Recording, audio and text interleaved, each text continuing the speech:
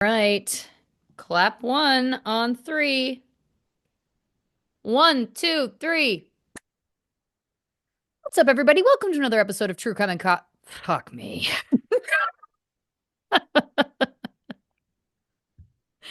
God Yep. damn.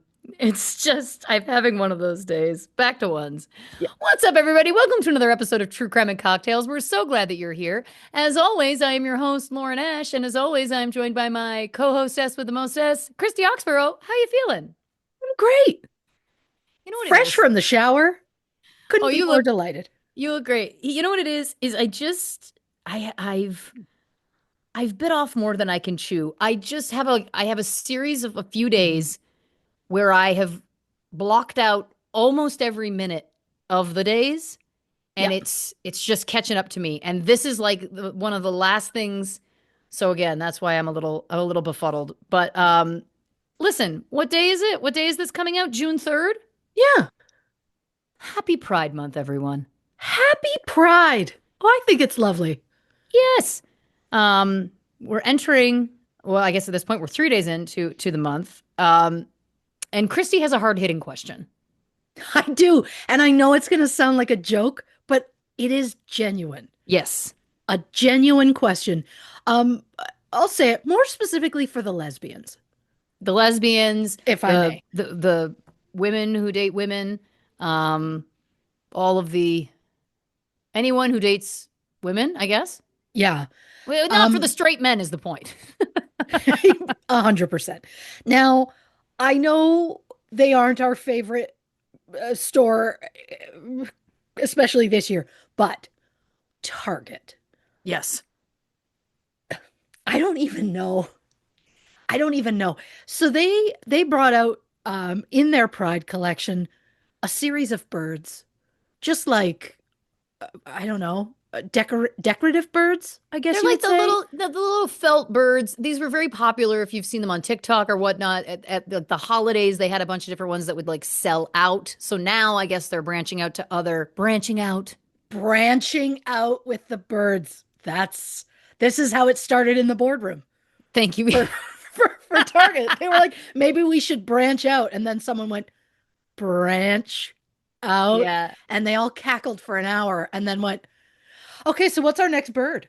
Yeah, exactly. Exactly. 100%. So anyway, Well, they brought out several, specifically for Pride, but the ones that caught my eye the most, I yes. think the ones I'm the most drawn to, I mean, they are very cute. It's a set of two birds together, and the set is called Gal and Pal. Um, Beautiful, beautiful. There is an option that as an accessory for these Gal and Pal, you can get a U-Haul. And I just want to know, does the community find that funny? Like, is the Yeah. community like, okay, you got us? Or is the community like, stand down, Target? Like, this is a genuine question I have. When I saw this, I was like, who was so bold to even suggest it? The Right. birds are adorable, but not the point. I just want to know how the community feels Yes. about these birds existing and the fact that you can get an accessory that is a U-Haul. I Right. mean, I'm also fascinated to know one of the birds for Pride Month is like a Marie Antoinette bird. Yes. And to that, I'll just be honest, I don't get it. I'm assuming is it a drag situation? I mean, maybe. I I don't don't know. know. I don't know. I think there was also an accessory, and I don't know if it was supposed to go with that bird or not, but it looked like almost like a I don't know, like a fancy box at the opera or something. Just Oh, like this spot for her to sit. And I was just like, okay. I guess my that was my question for the LGBTQIA plus community. My question for Target, what you doing? Like I know, again, I know they've done some things we don't like, but just like specifically regarding the Pride merch, what you doing? yeah. Because you and I have talked great length today via voice note Yep. about these birds, Yes. our own personal thoughts. And because I mean there is also um what do they call her? Oh yeah. This one is just heiress. And she's kind of got, it looks to be like a little fur coat, like a scarf around her head, and she's holding a magnifying glass. It kind of, to me, looks like Grey Gardens. Interesting. I Yeah, kind of got an instant like Angela Fletcher Murder She Wrote vibe. sure. I guess our question is, how does this connect? That's that okay. Right? Rewind, go to Marie Antoinette, and then add that in because I also that's what I want to know. How do these connect? I don't get Is it. there something that, is there some sort of reference to the LGBTQ plus IA plus community? Is there something in there that are these references that we are over our heads? Is my question. True. I Or mean, is there it is just also Mrs. Pride. now? Mrs. Pride makes sense to me though. This I get. She's Yeah. she's wearing a little rainbow dress. She's got a feather Yeah. boa like this. It's like now the feather boa feels a little bit like a chicken eating an egg, Well played. Yeah. but I mean, the that's beyond the makeup's on point. point. Look, not to use another bird pun with the wing, but look at those eyelashes. It's a winged liner for sure. Yes. Stunning. Um, that I'm like, okay, I guess I see where you're coming from, but the others Yes. I don't get. I'm probably gonna end up posting photos of these. Like, who are we I kidding? think you might have to because yes, we're talking about them in quite well. And you know what? That's great because there's something that I need to show that we'll also need to post photos of. Oh, I can't wait. Now, before I pivot, um, again, happy Pride Month. We send all of our love and support to anyone who identifies under that umbrella. You're seen, you are loved, and we want to share in the joy and also education and learning for the rest of us. That is Pride Month. So, from these allies to you, we send you love. Oh, that was well said. Well Listen, put. from the heart. Um, on that note, okay. You have questions for Target. I have questions for a business as well. Now, I don't know the name of this business because I saw this in an online ad and clicked buy, and I'm going to have to go through my phone to figure out where I bought it from. But it's more the fact that this product exists at all. Just to be clear, you've purchased this product. It's in my hand. So Okay. I got a targeted ad. Yep. Summer's upon us, Oh no. and I got a targeted ad for a little bikini, a little bathing suit. Oh my God, And it's is it for Bean? Oh no, it is for Okay. me. Okay. But as soon as I saw the top, I put buy, immediately buy. Just not even put in cart. I was like, buy now. This is the top. And again, we will describe these things, but we'll also send photos, obviously, or we'll post photos. This is the top. On In a million years, I never would have guessed. Beautiful. Now Yeah, it's two, each cup, each boob has an alien head and they have their tongue sticking out. of Now, course. if you've listened to this show for any amount of time, you know that I have an obsession with aliens. The X-Files is my favorite show of all time. I mean, I have the true crime and extraterrestrial phone case on my phone. I have Of forever. course. So as soon as I saw this, it just made me laugh. I was like, this is so fun. It says summer. It says whimsy. It says, to me, it says Lauren Ash. It does. It really does. Now, did I look at the bottoms? No. Oh no. I assumed they'd just be plain. And then I also like to mix and match too. So I was like, oh, if they're lime green, that'll be great because I like to do like, I could wear these with I have a checkerboard print or a black bottom, like Sure. I like to, so it's not too matchy matchy. But anyway, Hmm. it just arrived and I'm just going to, I'll describe it after you hear Christy's reaction in real time. I can't wait. I didn't expect wording. Oh God. Oh no. So for those going, what's funny? If the top is the two No. alien heads with their tongues out, good news. The bottom is just a tongue, and above it says, "We come in peace." CUM. I am 42 fucking years old. This is absolutely not. I know age ain't nothing but a number, but I mean, I guess at any age, also, I don't think that. I mean, I can't. This isn't water park attire. First of all, I don't think this is public attire. Second of all, Hmm. and third of Hmm. all, I think if I wear this to one of my pool parties, my friends are going to 5150 me. They're going to be like, "She's lost her damn mind." I mean, the joke is they could have saved themselves and just, yeah, had the bottoms plain. Have the bottoms plain. Because again, these to me with the little, I thought this top is so cute. But the bottom turn, it takes a turn. It takes a turn into absolute degenerate. You know what I mean? That it's also the tongue, like You're right telling on your me. crotch feels. Yep. It's sending a very strong message for sure. It's sending it's not even hot girl summer. It's sending feral girl summer. It absolutely, Yeah. absolutely. Which in a different Oh, time in my life, maybe that would have been the case. But what a now I'm delight. like, this is no longer my speed. But anyway, I just thought you'd appreciate that because again, no one saw that coming. No, in a million years. First of all, I never would have guessed the top. And then if you were like, okay, we've given you the top, Christy, please design the bottom. Not in a million years. Hmm. This Not is in a my million years. this is my shoebox diorama reveal. Oh, oh my God. Now I need, no, no. I was gonna say, well, now I need to figure out how I'm gonna make a Barbie of you wearing that bikini with the white come in peace. I just oh God. Yeah. Oh, what a delight.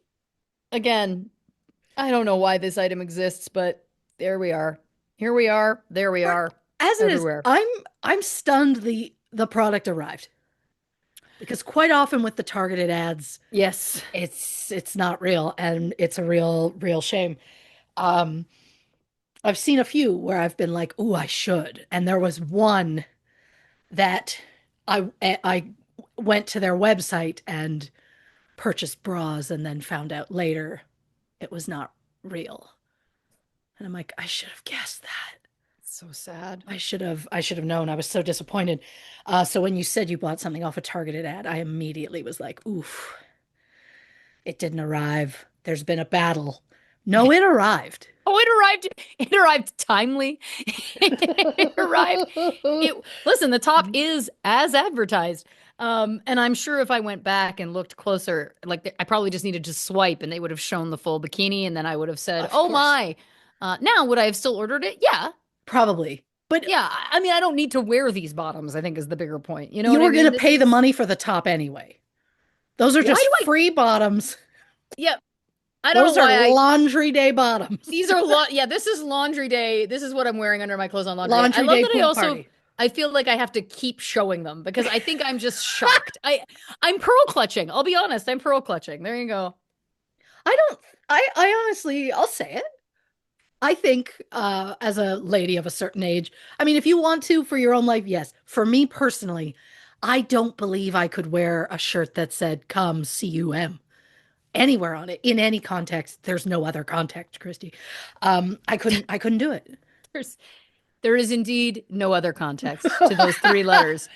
Um yeah. Oh, No, it's interesting. I do feel like the more with age, the more vintage I become, the older I get. I don't know, like, why am I trying to soften it? The older I get, yeah, there are some things that shock me.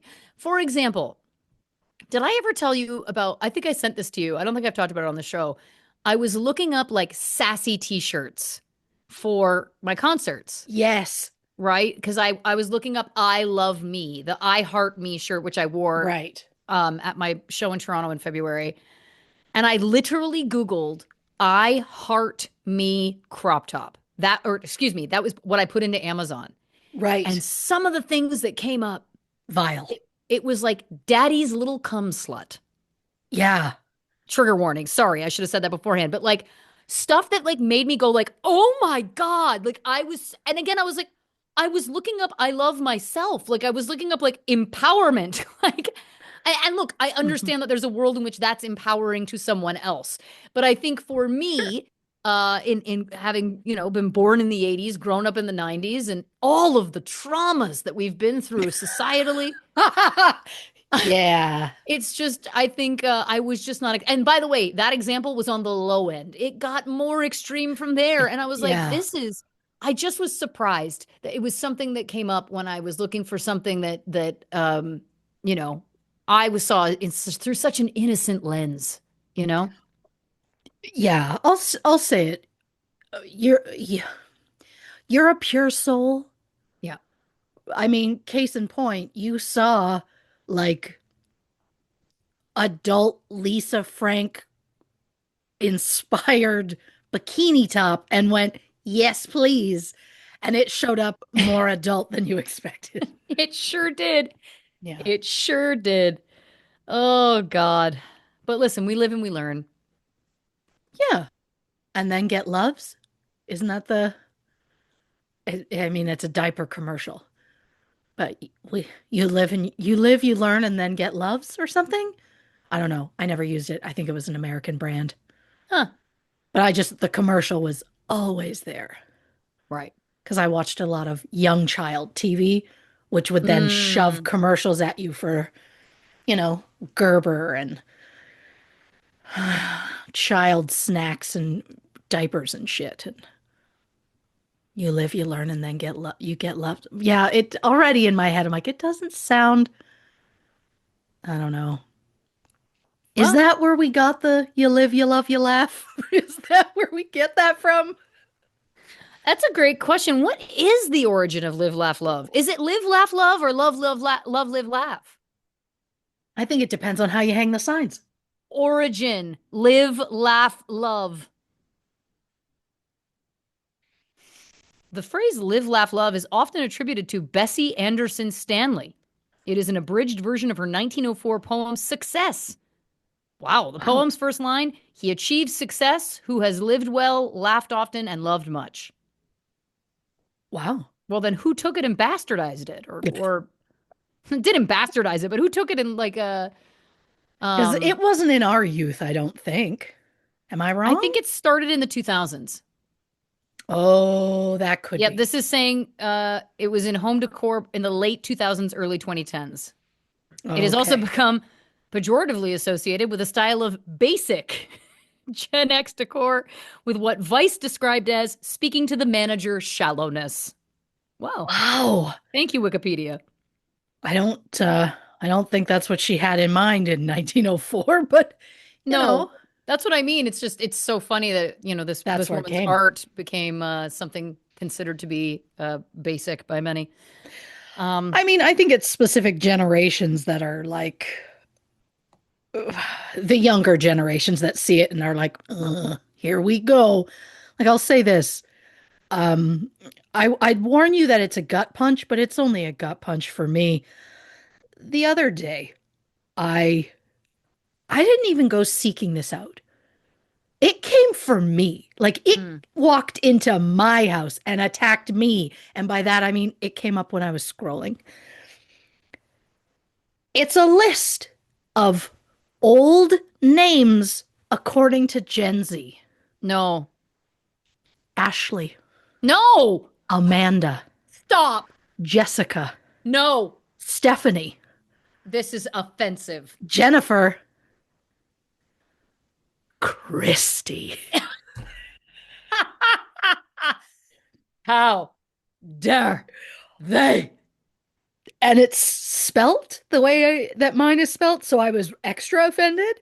But like Tracy, Stacy, Amy, Crystal, Angela, Kelly, Lisa, Michelle, like I'm just like I'm offended for us all.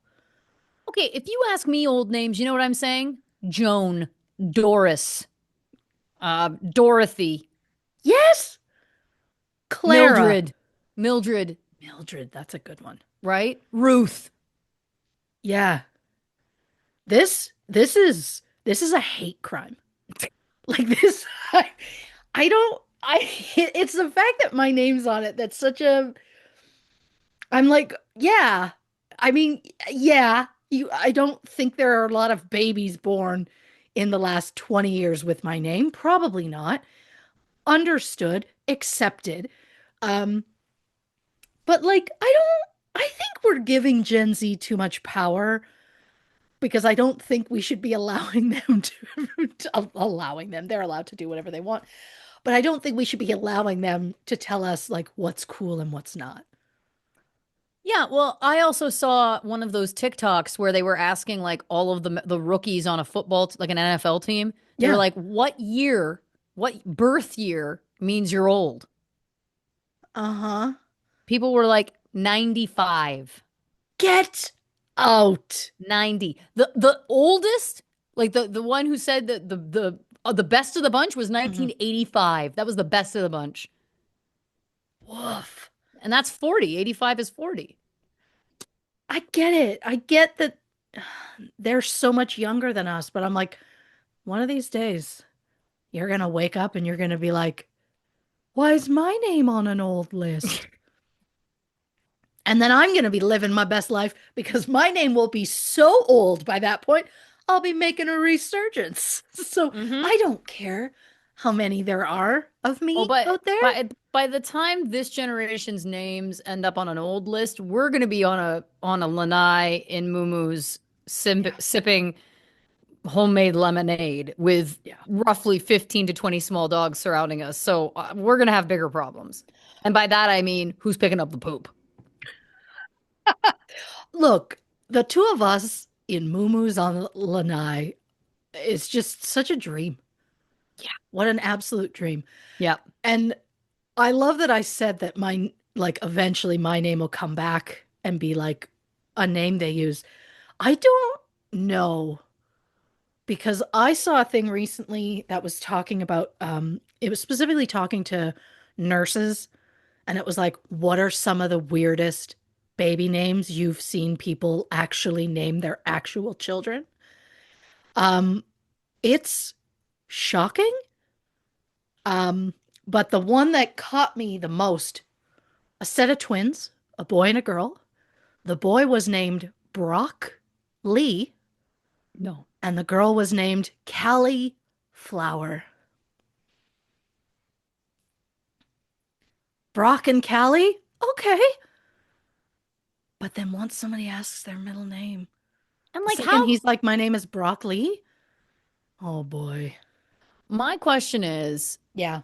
how much are these people into vegetables? Is it that Oh, they're like vegan chefs and they're like this speaks to us on a deep level, or are they just being cheeky? Because if that's the case, like, is there anything we can take more seriously than naming a human? I don't. I mean, you know, it's tough. As someone who has named three, it's a tough choice that I mean, at least for me, I struggled with because I was like, they're gonna have this name for a long time. And I practiced by yelling the names out, like like I was calling them in because it was dark outside and I was, calling them home as though they were born in the 80s. Um, and then I would yell the name like I was mad at them. And like just to know if I like the rhythm, if I like the sound of it. The joke is in the end, you're probably calling your kid a nickname you didn't see coming. right, It's not quite to the level of animals. right. I mean, like my cat Evie, we always call her Peanut, unless we're calling her Evie Pee Pants Peanut. It's the only thing that makes me laugh about her when she pees on the floor so much, and I've tried so hard to stop it, and it doesn't stop. So the only thing that actually brings me any joy is what I think it was one of my kids. After I got so mad, and I was like, "Oh, she just keeps peeing on the floor." And one of the kids just went like, "Well, yeah, she won't stop peeing her pants." And I can't stop thinking about because she has like these perfect marks along each thigh that looks like she's wearing little leggings. And so I'm like, "Oh my God, she's peeing her pants." And so she's Evie Pee Pants Peanut. And every time I think of her peeing her pants, it makes me laugh ridiculously because I think I've just mentally broken over the whole thing. But I mean, you just never know where it's going to go. And so you can try with children and pets, naming them one thing, but you're always going to call them something else. Oh yeah. Listen, my nickname for Peaches was Bean, and Hey, my nickname for Bean is Nugget. So I'm like, I guess maybe I'll have a nugget eventually. oh, I'd love that for you. Yeah. Yeah. I knew it. Bless you. Thank you. I knew it. I felt it. And then my brain was like, is it coming? And then I was not sure if it was happening. I don't even know what's happening in my brain. We're in the season. I'm We gonna are. come to you in many of these records and you're gonna be like, how are you doing? And I'm gonna be like, I've been in the sun. We're currently in like a high 20s, which normally I would have said is beautiful, but today the heat just hung there and I had to make a trip to the school and drop children off today, which I don't normally have to do. And then I was just like, it's so hot, even early in the morning. And I was like, I'm not ready for this. And then we had football practice. And so I was lathered in my lotions because you gotta protect. And I even sat in the shade and it still was pretty awful. And we have a game this weekend. And it's like, hey, heads up, it's going to be bad. Try avoiding the sun between 11 and 1. I have a game at noon, so Oh, geez. can't avoid it.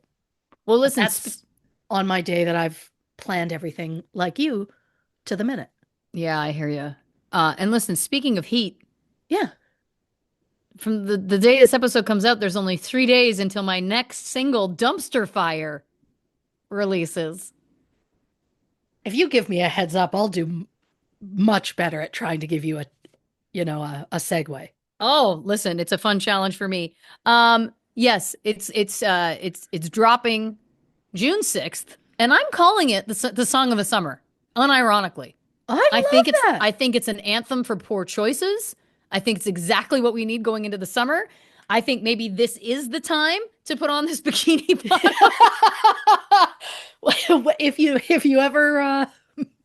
you ever make a video for it, costume done. Well, I am shooting a video for it. Thank you for asking. Hey. Yeah, I'm shooting a video for it next week. That'll be out in a couple weeks. Very excited. And the other thing I was going to say is on TikTok, I did a challenge when I released Cool Story Bro Yeah. because the Dina Superstore Funko Pops came out. Oh, And so yes. I ran a contest where if I got 100,000 streams on the song, then I would do a draw and send people signed Funkos. Hey. So I'm going to do it again. So when this song comes out, and here's the thing, the quicker, like if we get 100,000 in the first 3 days, then I'll give away a chunk of them. And then if we get another 100,000 in the next few days, I'll do another. That's You know what I'm saying? beautiful. They'd rather So receive that than a we come in peace bikini bottom.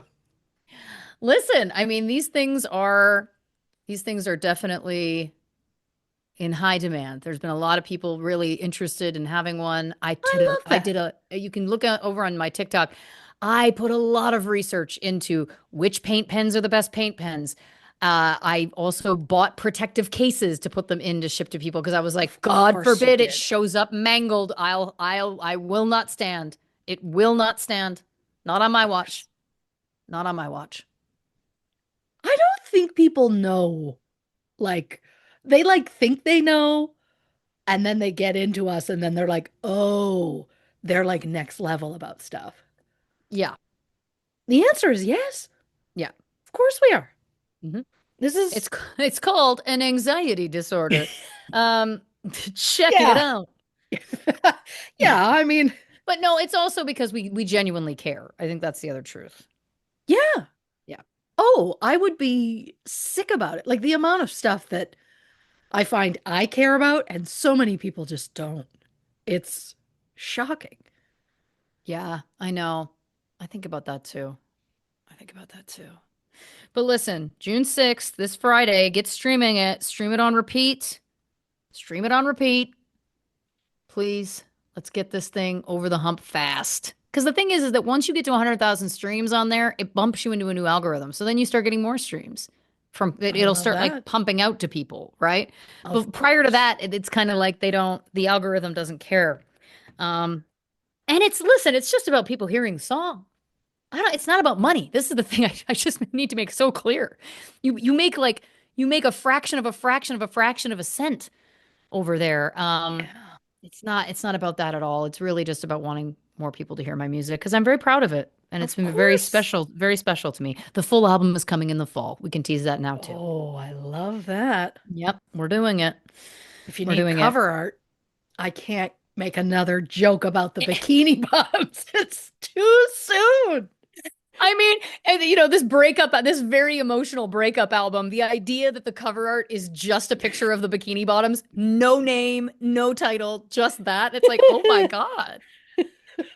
I mean, I got into an earnest discussion with one of my producers the other day. This is very quickly, this is a little inside baseball, but I think you'll appreciate it.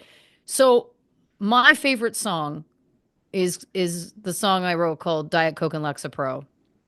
And it's your favorite too. I've talked about this Yes, before on the show. It's my favorite song. It is very different in genre from the rest of the songs, in my opinion. sure. And so I kind of went back and forth with it. I was like, should this be on the album? Should it just be its own single? And then I was like, no, I think I can see, I think it can fit on there. And so anyway, I was having this conversation with one of my producers the other day, and he kind of brought up the same thing. He was like, what do you think about this? And I was like, well, the way I look at it is this. It's the point in the story of the album that's really dreamy, and it's like she's on drugs now and isn't really thinking straight. And that's why the genre is different from the rest of the album, because this is like the moment where, and he's like, well, you've sold me. But I'm like, I listen, I tickled myself that I'm thinking about things like the story of the album and Of the course. sonic journey. You know what I mean? I If it's not called Sonic Journey, I might be upset. Put it on the list. Put it on the list. Put it on the list. But I mean, listen, it's just such a joy. And I do stand by that though. I do think that the song has to go on the album. Oh yeah, It's a good song. it is a good song. Yeah. I mean, they all are, Thank you. technically. Well, God bless. What you drinking over there? Again, I've spent so much time in the heat and then tried to hose myself off to try and be human for this. So I'm just doing a slush. Mm-hmm. I have a water and a McDonald's Diet Coke because I ran out of Diet Coke in the home. And Oh, I also have to be up so early tomorrow. And I'm kind of running on fumes. So that's where we're at. I was debating having a drink. And then I was like, that is going to be a bad choice for me when I have to be up at 5 a.m. yeah. Yeah, I thought about it and then I was like, the heat is already kicking my ass and we're like barely scratched the surface. So Yeah. I'm concerned about the summer. I have big concerns. Yeah. I feel like this is early for it to be that hot there, though, isn't it? It is like Yeah. yesterday I went to the store because I had to my I almost said my oldest, my middle was is currently camping with school because they just do that when they're graduating elementary. It's a fun activity. Great. Love it. But he needed food because the kids are all like supplying their own. And I had to go like last minute to buy it because certain things I wanted like really fresh. So I was like, okay, here you go. And I went at like 6:30 at night and it was so hot that I went in the store, came out, put things in the car, and I was just like overwhelmed, cranking the air, quick run through Wendy's to get myself a lemonade. And then I got home and I had to lug that stuff in the house. And I'm like, it's so hot. And then I woke up in the middle of the night having one of those headaches that you get when you're like, I have sunstroke. Mm-hmm. Like where you're immediately like, I'm dehydrated, I'm something. But I've been really putting away the water because I'm like, it's gotten hotter and I have to do this. And look, the outdoor sports are almost over for the season. And then I can just be an indoor girl until I start complaining it's too cold. To be clear, it's very hot, but I will never complain that it's too hot because of where I live. Yes, I get Because I that. know it's going to turn on me so much sooner than I want. So I'll take Yeah. this. I'll take this over the negative Yeah. alternative. Of the literal negative temperature. Yeah, A I hundred get it. percent. Yeah. Well, listen, let's get into it. Let's get into it. Let's cool down with a milkshake. Didn't need to do it. Didn't need to do it. We're talking, of course, the Milkshake Murder on this episode of the show. I don't know why I had to make that joke, but here we are. I don't know anything about this, so let's get everyone up to speed right now with this synopsis. In the summer of 1965, 40-year-old Esther Castellani, yep, died following a 10-month-long unknown illness. And while Esther's husband very quickly moved on with a new woman, Esther's doctor refused to move on from the case until he could figure out Esther's exact cause of death. And when the doctor discovered abnormally high levels of arsenic, Esther's body was exhumed less than 3 weeks after her funeral. So, what happened to Esther Castellani? How did so much arsenic get into her system? And just how big of a piece of shit was her husband? Christy Oxborrow investigates. I don't know if you can tell, but I wrote that last.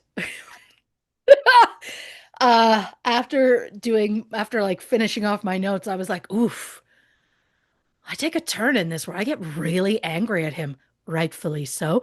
And that's what came out. And Christy gets angry at a man? Weird. I know, where's the rip down the paper of how many podcasts it's been since I've been angry at a man? Who are we kidding? It's not a rip down the number, it's always at zero. Um, it just happens. So, disclaimer. Mm-hmm. This episode will contain mentions of child abuse, sexual assault, and intimate partner violence, so trigger warning for those who need it. Esther Henderson was born March 29th, 1925, in Calgary, Alberta, Canada. Her mother, Hey. Mabel, was single and just 20 at the time, so hoping for a new life, Mabel moved them to Vancouver, British Columbia, where she met 26-year-old Swiss baker Carl Luand. Luand. I'm not 100% sure how to say that.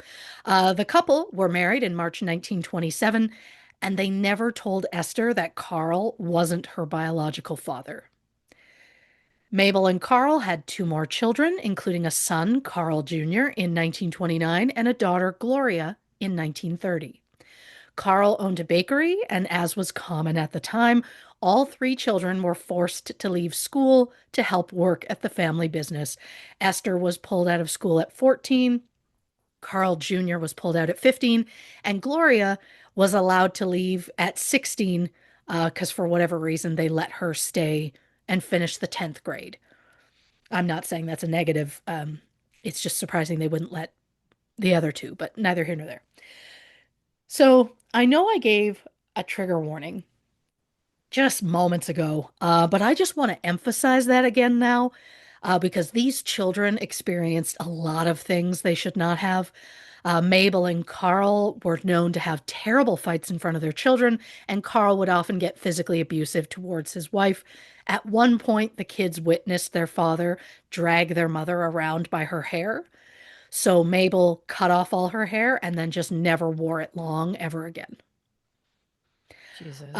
Carl also got physically abusive with the children, including a time when he learned that Esther had played baseball at school with some boys. And Carl responded by breaking Esther's nose and one of her arms. Jesus Christ. Carl also smashed a bowl on one of his children's faces and rammed Carl Jr.'s head into a wall until the child passed out. In December 1944, when Gloria was about 14, Carl kicked her in the face, breaking her nose and knocking out some of her teeth.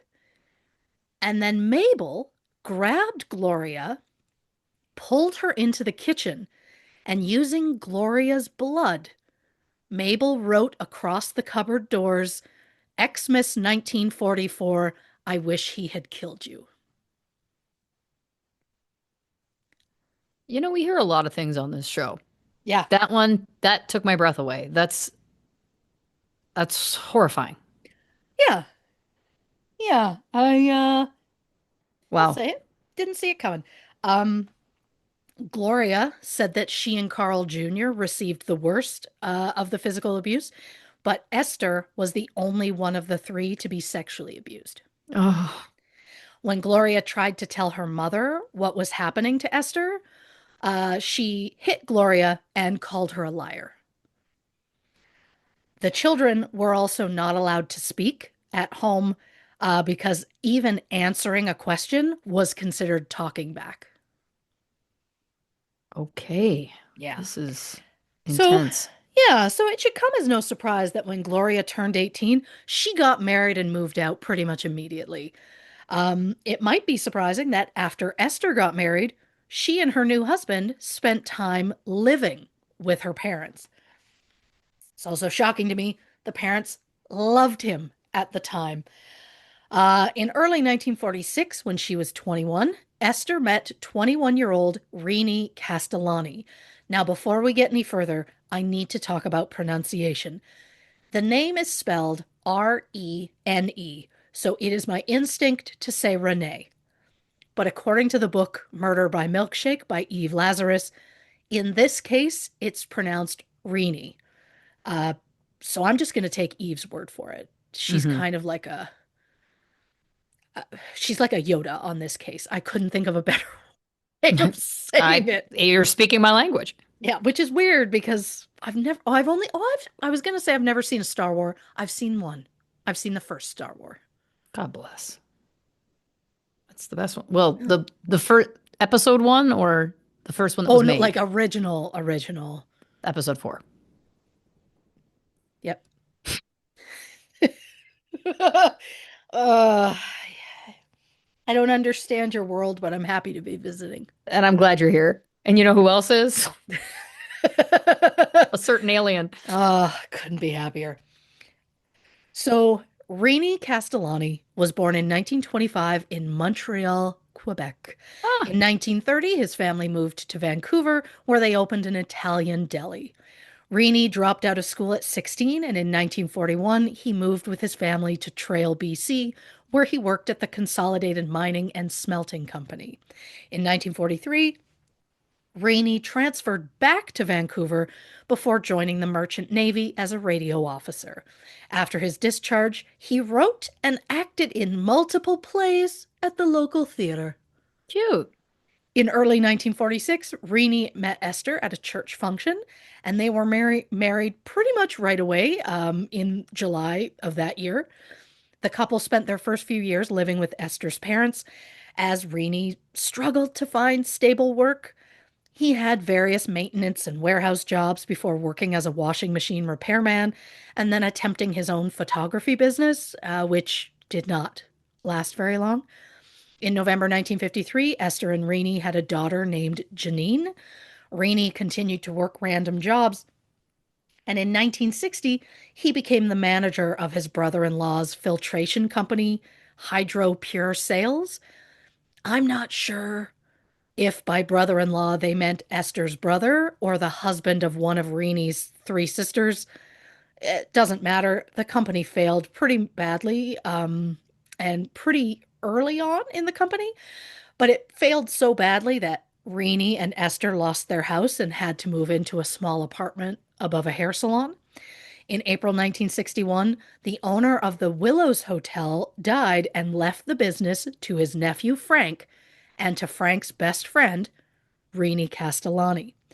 Since the hotel was in Campbell River, which is about 231 kilometers or 143 miles from Vancouver, Rini didn't want to go. However, times were tough and Rini had struggled to find work. He had no choice but to go.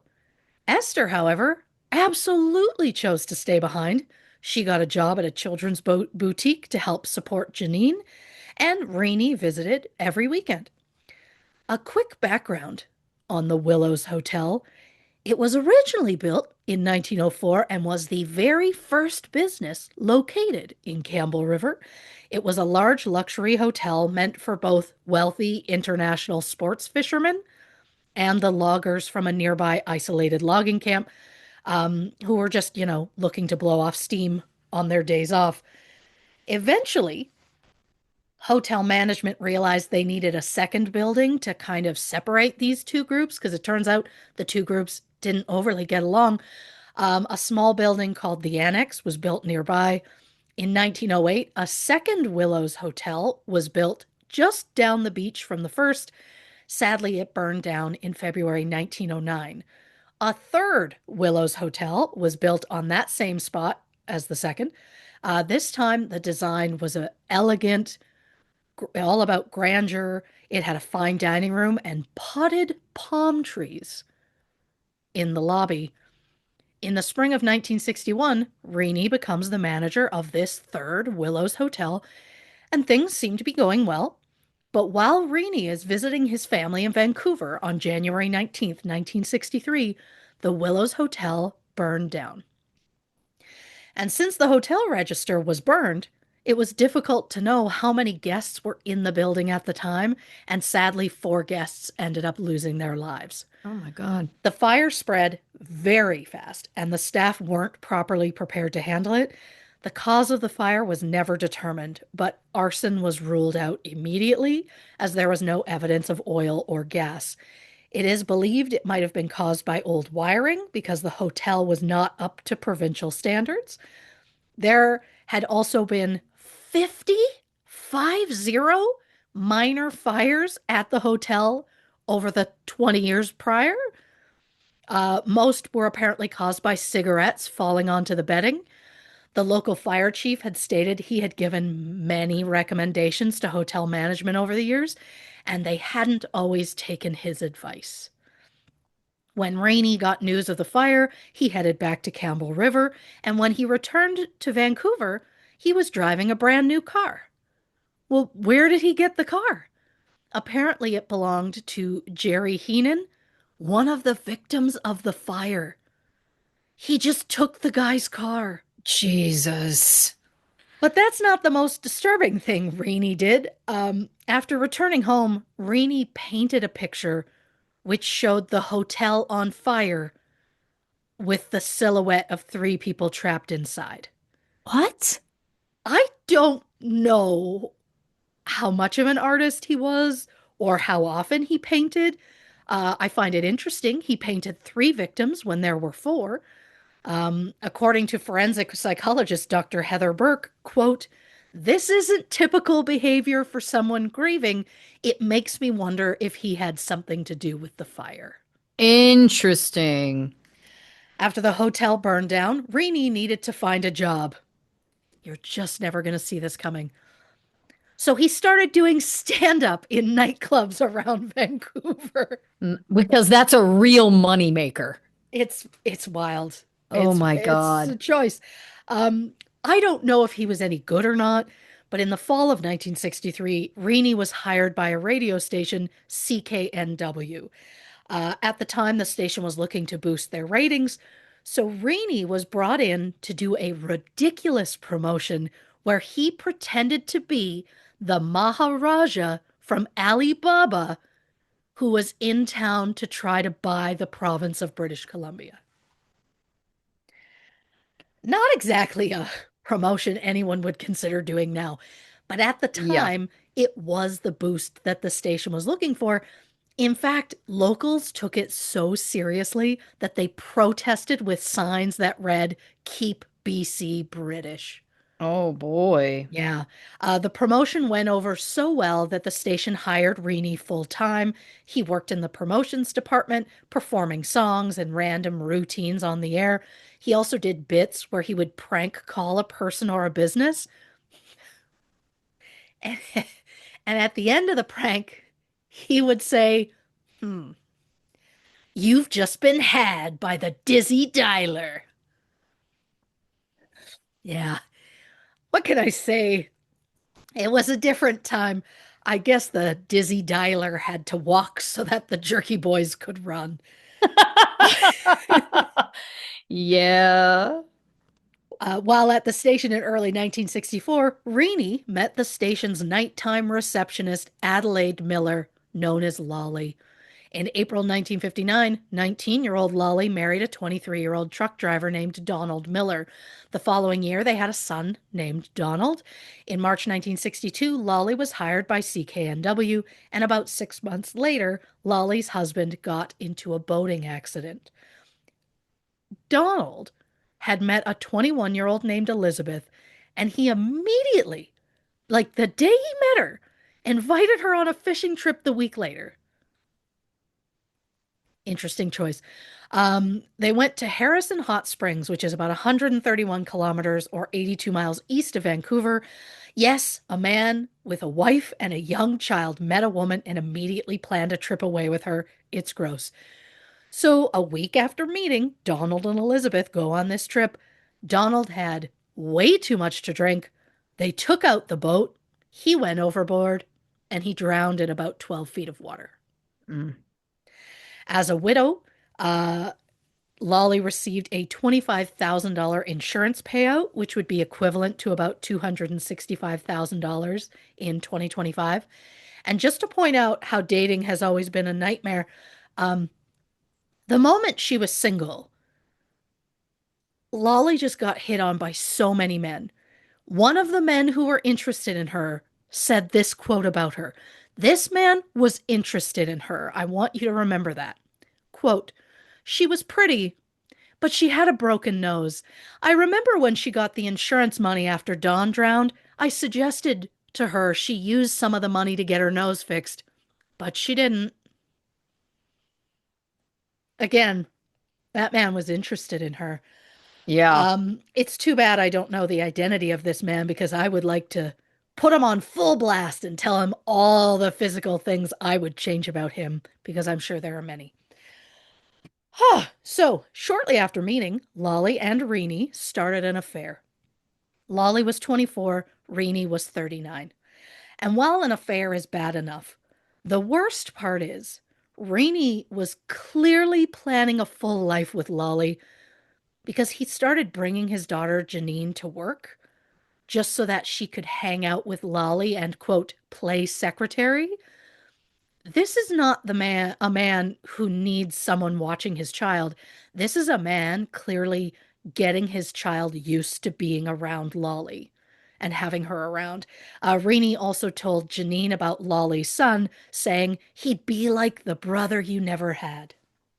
Oh boy. Again, absolutely married. Yeah. So, in September, months into the affair, Esther found a love letter from Lolly in Renee's wallet. Renee denied that anything was going on, but everyone at the radio station knew about that affair. And to try and make it seem less sketchy, in February the following year, Renee was telling people he's actually in the middle of a divorce, but it's just really complicated. So to try and make your affair seem acceptable, you're claiming it's okay because you're actually divorcing your wife, which is insane because your wife did not know anything about a divorce.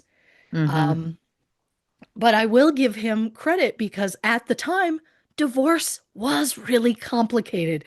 Um, so I love that I was like, oh God, I've called him an asshole already. I was just going to skip over it. But no, I'll just keep going. Yeah, the asshole was using the word complicated as an excuse as to why he was still married to Esther, even though he was fucking Lolly. I'm Mm. angry about it already. I'm only I like five it. pages in. Get Uh, fired up. but for the sake of education, because you know I'm all about learning, in the 1960s, Canada was still following the UK Matrimonial Causes Act of 1857. The act states that a man could divorce a woman simply if she was cheating. But if the man was the one who was cheating, well, then the wife needs to prove the infidelity and also prove that the husband engaged in either desertion, bigamy, rape, sodomy, or bestiality. And even if the divorce was granted, Renee and Esther would have to be separated for 5 years before Renee would be free to marry again. And for the first 6 months of the separation, both Renee and Esther would be legally required to publicize their separation in both the Canada Gazette and the Vancouver Sun daily newspapers.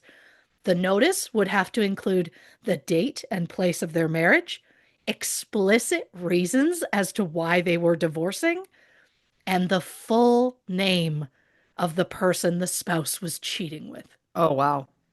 If you want to bring back newspapers, that's what's gonna do it. This is like, I don't even know. Can you imagine No. picking up a newspaper and reading a thing that's like, so, like, this couple, they've been married for like 15 years and they're divorcing because he put it in this woman and like gives exact one. I can't Do you think imagine. that's the way they were wording it back I hope there? so. He was putting it in this woman. Jesus. I honestly hope so. Oh yeah, listen, again, if anything's going to get me to buy a newspaper, it would absolutely be stories about who's putting it in who, you know? Oh, that's all I want.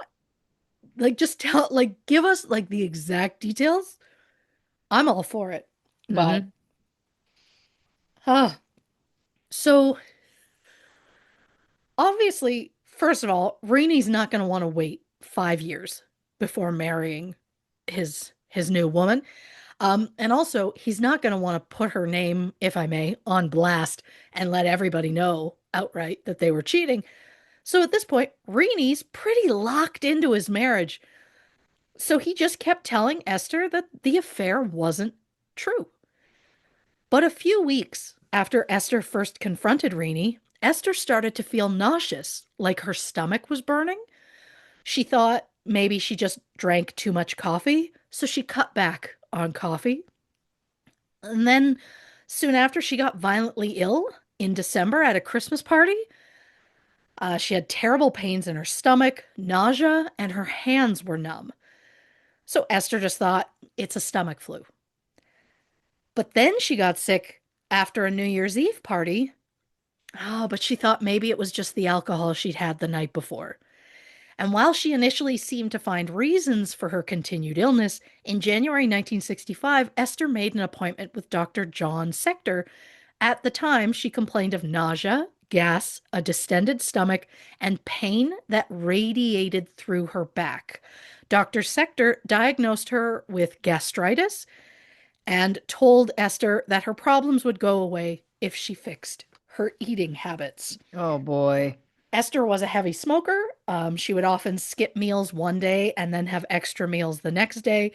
And since she also struggled with diet pills and frequently ate at a restaurant, Dr. Sector believed that was all contributing to Esther's health decline over the past few months.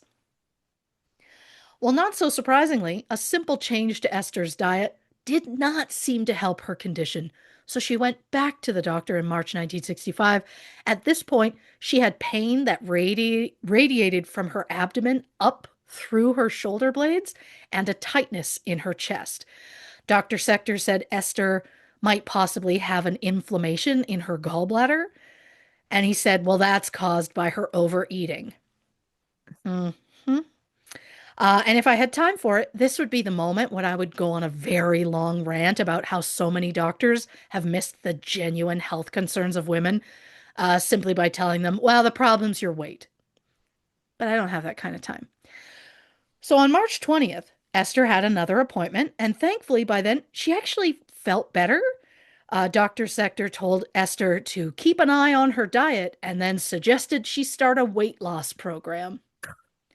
Thanks, Doc. And just when things started to seem better for Esther, 8 days later, Esther was violently ill after going out to a restaurant with her family. She couldn't understand what had happened. She'd only had her favorite meal, which consisted of a burger, fries, and a vanilla milkshake. Is it the healthiest meal in the world? No. Are there way less healthy things she could have eaten? Yes. Does it also happen to be my favorite meal in the world? Yes. Does that matter? No. But why, if this has been her favorite meal and she's had it so many times, why would it suddenly be making her violently ill? Right. Well, over the next couple of months, Esther's health continued to decline. On Mother's Day, Rainey bought a barbecue because he wanted to make Esther burgers at home. But that night, she got so sick that they had the doctor make a house call. He gave Esther an injection of Gravol and Demerol and then chastised her for her dietary indiscretions. I'd love to know what that doctor was eating at the time, but Yeah. I digress. Esther got so ill that she was suddenly unable to work. Her doctor arranged for an x-ray to check for a possible gallbladder issue. And for those keeping track at home, the doctor arranged that x-ray 2 months after first suggesting the illness might be related to the gallbladder. He wasted 2 months blaming her weight and her diet when he could have easily checked the gallbladder issue off the list right away. And while Esther's gallbladder appeared to be fine, she had been battling this intense illness off and on for 8 months. So Esther's mother, Mabel, insisted that Esther get a second opinion. Rainey was livid. He felt like Mabel was interfering in their lives, but after Mabel continued to push, Rainey finally agreed to bring in a specialist. Enter Dr. Bernard Moscovich, whose name immediately makes me think of the 1986 animated classic An American Tale about a mouse named Fievel who gets separated from his family while they emigrate from Russia. Why does the name make me think of this heartbreaking, beautiful film? Because the mouse family's last name is Mouskowitz. It's so close, like it's at least close enough you get how I made that leap mentally. Oh yeah. Shout out to Dom DeLuise, who voices Tiger in the movie. Also in the film, Madeline Kahn and Christopher Plummer. Star-studded. I know, right? I had the poster for this movie on my bedroom wall for a while. I don't know why. It I remember that. just brought me sadness. It's That's it is a sad, it's sad. It's a sad Yeah. journey. I don't think I could rewatch it. I could rewatch the Five Goes West, which I believe was the sequel. Mm-hmm. That I feel like I could watch with joy, but the first one just is soul crushing. Um, so ignore my cinematic distraction. So Dr. Moscovich examines Esther and suggests she gets admitted to the hospital so she can be monitored around the clock. Esther entered the hospital in late May. They ran multiple tests, but it was hard to pinpoint the exact problem. Esther had a racing pulse, low blood pressure, an abnormally low white blood cell count, and signs that her red blood cells were breaking down. After an EKG, it was determined Esther may be suffering from potential heart failure.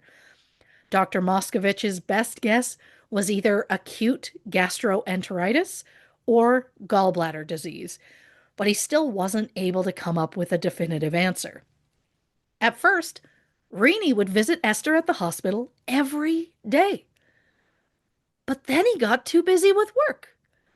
Because prior to Esther's hospitalization, the radio station planned a promotion for the used car lot dealership Bowell Bowell McLean, also known as Bomac. The company was known for staging big promotions to get customer attention, like the time they staged what they called the world's largest game of checkers, where the checker pieces were female models in red and black bathing suits.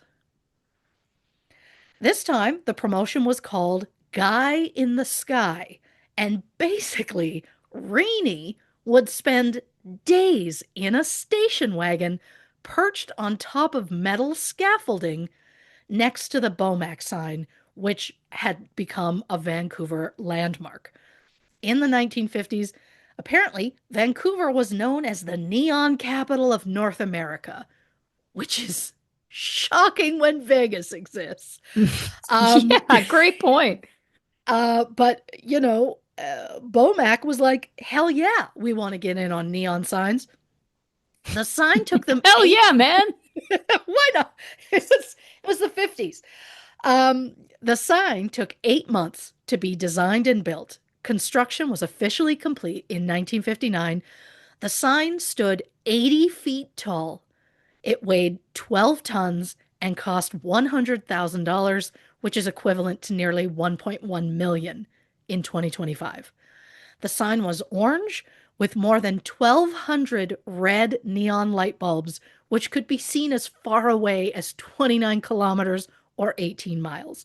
For a brief time, it was the tallest structure in Vancouver outside of the downtown core and the largest freestanding sign in North America. Fun fact about the Bomac sign. In 1997, long after Bomac closed down, retail giant Toys R Us became the new leaseholder. But of course, they don't want an 80-foot sign in their way, so they were going to take it down. But it was quickly declared a heritage site. So the city and Toys R Us came to an agreement where they would keep the Bomac sign as is, but Toys R Us would be allowed to add their sign on top of it. Even though their sign was considerably smaller, I'm going to post a picture of it in the case file. I just need you to know it looks ridiculous because you very clearly see the other sign underneath. It looks jank. There, I've said it. Thank you. No offense to whoever came up with the idea, but it looks jank. That particular Toys R Us location recently closed down, so the fate of the infamous Bomac sign is currently unknown. So for this Guy in the Sky promotion, Rini publicly stated he would remain in a station wagon 80 feet in the air until every single car in that lot was sold.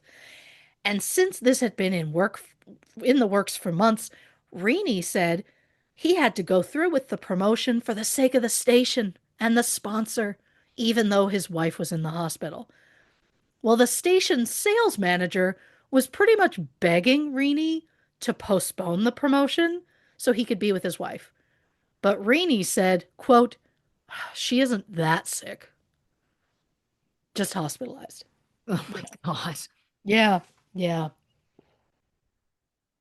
So on June 4th, even though his wife had been in the hospital for the past 10 days with no sign of getting better, Rini went ahead with the promotion and spent the next 9 days in that station wagon. For those who have questions, he had a chemical toilet Oh, in the station wagon, and food was sent up to him multiple times a day in a bucket. That sounds great. I'm shocked he didn't eat the food and then fill the bucket and bring it back down. You know what I mean? also, I just have to say very quickly, would I'm not being funny. I'm truly not. Wouldn't he get like bed sores? Like, or the equivalent? Like, if, Oh, like, it can't be good to it be. can't be good to be sitting for 9 days in a vehicle. I mean, am I crazy? Oh, I question the how stable was this? Not a great idea. I don't think so either. He also had a phone with a direct line to the radio station, and throughout each day, he did random radio broadcasts. There was also security guards posted at the site around the clock to prevent the public from climbing up the structure. Then at 3 p.m. on June 12th, 9 days after climbing up that scaffolding, Rainey finally climbed down during a live finale event. After a quick interview, Rainey picked up his daughter Janine and went to the hospital to see Esther. And while Esther had dropped significant weight and was still struggling to keep anything down, in the time that Rainey had been gone, Esther's health actually started to improve. The best Dr. Moskovich could determine was that Esther had some sort of virus in her nervous system. But again, he just couldn't narrow it down further than that. They believed that Esther would recover in 5 to 12 months. But on June 13th, Esther's health started to decline again. She had such severe pain in her legs and stomach, she was no longer able to sit up in a chair. Esther also suffered from acute sensitivity to touch, as in, like, they would just like gently touch her arm and it would be excruciating to her. She had muscle weakness, a blister-like rash, and lost complete control over her limbs. Oh my God. The doctors ran tests for lead and paint poisoning, but they came back negative. A spinal tap showed high protein, which could mean the doctor was right about a viral infection. Esther was put on steroids and given multiple blood transfusions. When she started to show signs of impending heart failure, Dr. Moskovich brought in a team of specialists, but the best diagnosis they could come up with was some sort of viral infection. And while all this is going on, Esther's father, Carl, started to get suspicious about Renee because he often left the hospital and said he was either headed to work or headed home for the night. So Carl went to their house and waited overnight, but Renee never showed because it turns out when he wasn't at work or at the hospital, Renee was at Lolly's house. And what's worse, while Esther was in agony at the hospital, Renee was helping Lolly buy a new house. Lolly told the person selling the house that she and Renee were getting married in 2 to 3 weeks and then taking their children on a holiday to Disneyland. Oh my God. At this point, it was the end of June when Renee was very much still married. When applying for a mortgage at the bank, Lolly introduced Renee as her fiance. The bank employee suggested that since the marriage was happening so soon, Lolly should use her married name on the paperwork because it would save her legal costs for changing it afterward. And since it was the 60s, getting a mortgage in a woman's name wasn't easy, so they put the application under Lolly and Renee Castellani. On the application, their occupations were listed as housewife and radio broadcaster. Well, why did Lolly put housewife when she was working as a receptionist at the radio station? Because she got fired. While Renee denied the affair to his friends, everyone at CKNW knew what was going on. The station manager, Bill Hughes, got so tired of the constant rumors of Renee and Lolly's affair that he fired them both. Lolly was allowed to officially resign, while Renee guilted Bill into letting him stay because of Esther's illness. Oh, Bill, wow. Bill agreed and decided once Esther had recovered, he would officially let Renee go. But Esther wasn't recovering. In fact, she was continuing to get worse. Her condition got so bad that Esther was moved to the room closest to the nurses' station so they could keep a better eye on her. The nurses said that Renee visited daily, often bringing Esther's favorite milkshake from the White Spot, as she was still struggling to keep food down. The couple seemed happily married, so the nurses didn't find it strange when Renee asked to spend time alone with Esther overnight without any nurse interruptions. Jesus. Esther developed a rash over her entire body that became infected, causing even more pain. Her kidneys started to shut down, and she was suffering progressive heart failure. But despite it all, Esther remained positive that she would recover from this mystery illness and get back to her life. But sadly, on July 11th, Esther passed away. She was described as happy, full of life, and well liked. Esther Castellani was just 40 at the time of her death. Dr. Moskovich told Renee he would not sign the death certificate until after an autopsy was performed because he needed to know the exact cause of death. At first, Renee said no.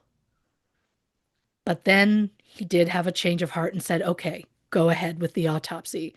The medical examiner determined that Esther's official cause of death was heart failure and an unknown viral infection. Esther was buried on July 14th. Friends and family noted that Renee was strangely calm throughout everything. And if that wasn't suspicious enough, after the funeral, which Esther's parents paid for, by the way, Renee handed out samples of cigarettes as part of a radio promotion to people who came to the funeral. Oh my God. Absolutely the move of a grieving widow. Handing out samples. Can't imagine. Ay, ay, ay. That, yeah. The day after the funeral, Lolly and Renee went to the CIBC, a very well-known bank in Canada, to discuss that mortgage application. They were told Renee didn't pass the credit check, so the bank wasn't willing to go ahead with the mortgage. An hour later, Renee called the bank and asked if they could make an exception for his extenuating circumstances. Renee told the mortgage broker he was the manager of the Willows Hotel in 1963 when it was destroyed by fire, killing 4 people in the process. Rini said he felt morally responsible for the lives that had been lost, and he'd been under a doctor's care ever since and unable to work. So the man who had been very publicly working at the radio station pretty much since that fire happened is trying to claim he was so distraught over the fire and loss of life that he wasn't physically able to work. Which is interesting for the man who literally stole a car from one of those victims. He also sat in a car above the city for 9 days, which was clearly like bold move, dude. Like if this person at the bank had, I don't know, any newspapers, probably would have known about this. Or, turned on a radio. Yeah. Yeah. Well, Reenie's lies worked, and the bank said they were going to push ahead with the application. Wild. And that night, Reenie, Lolly, and both of their children got in the car and started the 2,098 kilometer or 13,003 mile long road trip down to Anaheim, California. Yeah, the day right after Esther's funeral. They stopped at the Sea Lion Caves in Oregon, which you will be happy to know is the largest sea cave in America and still very much a tourist destination. They also stopped at Redwood National Park before ending up at Disneyland. Because where else do you go right after a funeral? Just one big happy family, one big happy family vacation. If you ignore the fact that a wife and mother has just died after a lengthy, agonizing illness. And while Reenie seemed to have forgotten about Esther, Dr. Moskowitz certainly had not. Thank God. He spent months on Esther's case. He ran more than 120 different tests. He brought in 7 different specialists. So there was no way he was going to accept an unknown infection as her cause of death. So Dr. Moskowitz continues. He's going over Esther's medical records multiple times. And he finally looks at stuff and realizes her symptoms could indicate a poisoning. Maybe something like arsenic, which causes nausea and numbness in the extremities. If it was a large dose at once, it would be easier to identify, but small doses repeated over several months would result in symptoms close to the flu or acute gastroenteritis. But at the time, arsenic poisoning was so rare, they never thought to test for it throughout Esther's illness. So the doctor immediately ordered a toxicity test on some of the stored tissues that remained at the hospital. The test came back positive for arsenic. Now, there are traces of arsenic naturally present in the human body, on average, about 0.03 parts per million. The traces found in Esther were closer to 24 parts per million, which is roughly 800 times more than the average. Jesus. So Dr. Moskowitz takes these results right to the police, who had Esther's body exhumed just 20 days after she was buried. The second autopsy included a microscopic exam of the nerve tissue where there was degeneration, typical to what one might find with chronic alcoholism, lead poisoning, or arsenic poisoning. And since Esther wasn't a big drinker and tests had previously ruled out lead poisoning, the only possibility left was arsenic poisoning. And since Esther seemed to improve over the 9 days that Reenie was away from the hospital, and then suddenly got worse just hours after Reenie returned, it's safe to believe Reenie might have been involved. Following the autopsy, Esther was reburied, and since there were questions surrounding Reenie's potential involvement, her parents didn't have the heart to use her original grave marker, so they had a new one made, giving Esther their last name instead of her married last name. So while more forensic tests were being run, police interviewed Reenie and he gave them consent to search the house. Under the kitchen sink, Police found a can of orthotriox, a weed killer that is so strong it kills not only weeds, but like the entire lawn. Rainey said he'd never seen it before, and he thought it was just a can of lighter fluid for the barbecue. So, you didn't see it before? Or you did see it and you assumed it was something else because it can't be both. Yeah. It's one or the other, sir. Rainey blamed the weed killer on the gardener, who worked in their yard on June 17th. But when police spoke to the gardener, they confirmed they didn't use any sort of herbicide in that yard. Rainey said that his daughter Janine had told him she saw Esther put something in the weeds. So he suggested police talk to his daughter, who was 11 at the time. The police chose to not bother the child. Instead, they gathered dead leaves and grass from the Castellani's lawn and had it tested and determined no herbicide had ever been used in that yard. So at this point, police were pretty convinced that Rainey may have poisoned his wife, but they couldn't find a motive. Esther didn't have any life insurance, so there was no financial gain. Then, during an interview, which was just 3 weeks after Esther's death, Rainey mentioned his new girlfriend, Lolly. He said he had planned a trip for his daughter to Disneyland after Esther's funeral, and at the last minute, he invited his friend Lolly and her son to tag along. And as things tend to happen, Rainey said a relationship started after that trip. Rainey then told the police, quote, "Do you think I'm stupid enough that I would give her anything that could be traced?" Jesus I Christ. mean, yeah, Rainey, we do. Rainey then hired a lawyer who told police Rainey would no longer be willing to discuss his wife's death with them. So Wonder why. police, so police start looking into Lolly. They spoke with her landlord, who said Rainey was a frequent overnight guest at the house. Lolly denied it and said Rainey had only been over a couple of times, strictly for work-related duties. I know I'm not in the radio business, so forgive me for my lack of knowledge, but what kind of take-home duties does a receptionist have? Just curious. And what about the fact that everyone at the station knew about the affair? Oh, well, Lolly said that those rumors were just a misunderstanding. Hmm. Then police learned about Lolly's mortgage application, which had been officially rejected by the bank.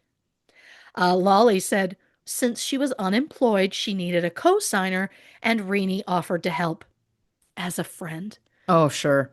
When it was pointed out the application was listed Lolly as Rainey's wife, she said, "Oh, the bank must have made a mistake." She was then adamant that she didn't start a relationship with Rainey until after the trip to Disneyland. Um, okay, great. So he waited a respectful 3 weeks before moving on. What a gentleman. Soon after, Rainey and his daughter moved in with Lolly and her son. Rainey refused to let Janine have any contact with Esther's family because he said they would turn Janine against him and take her away. And since Janine had just lost one parent, it shouldn't come as a surprise that now she was terrified she was going to lose another.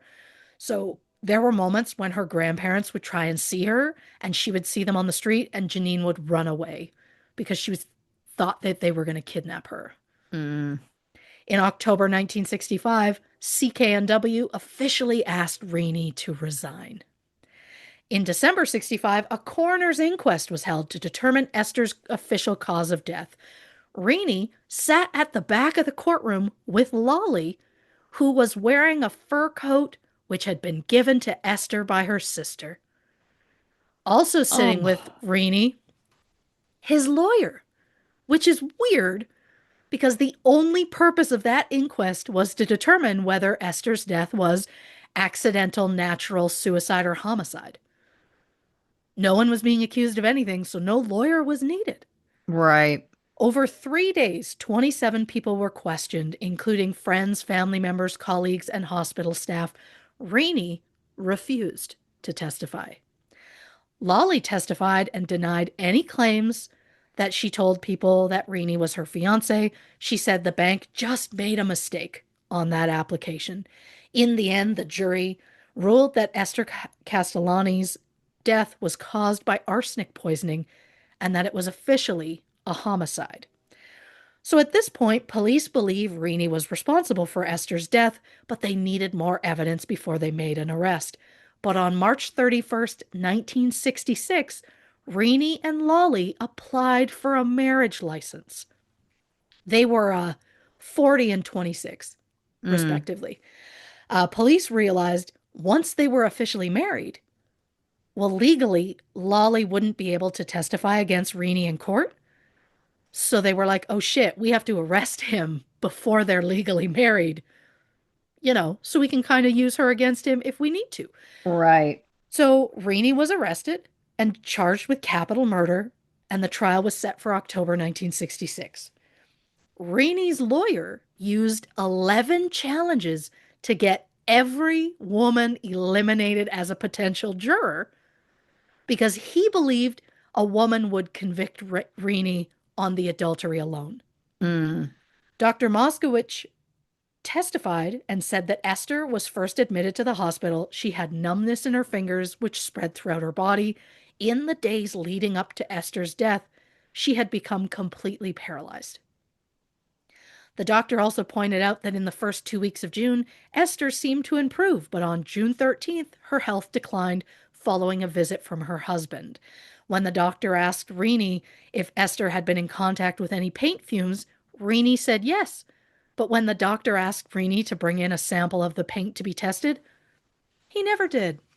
Mm-hmm. Forensic analyst Eldon Rideout performed more than 300 tests following Esther's second autopsy. He found that Esther's liver had more than 800 times the amount of arsenic than normal. Her liver had more than 1,500 times than normal.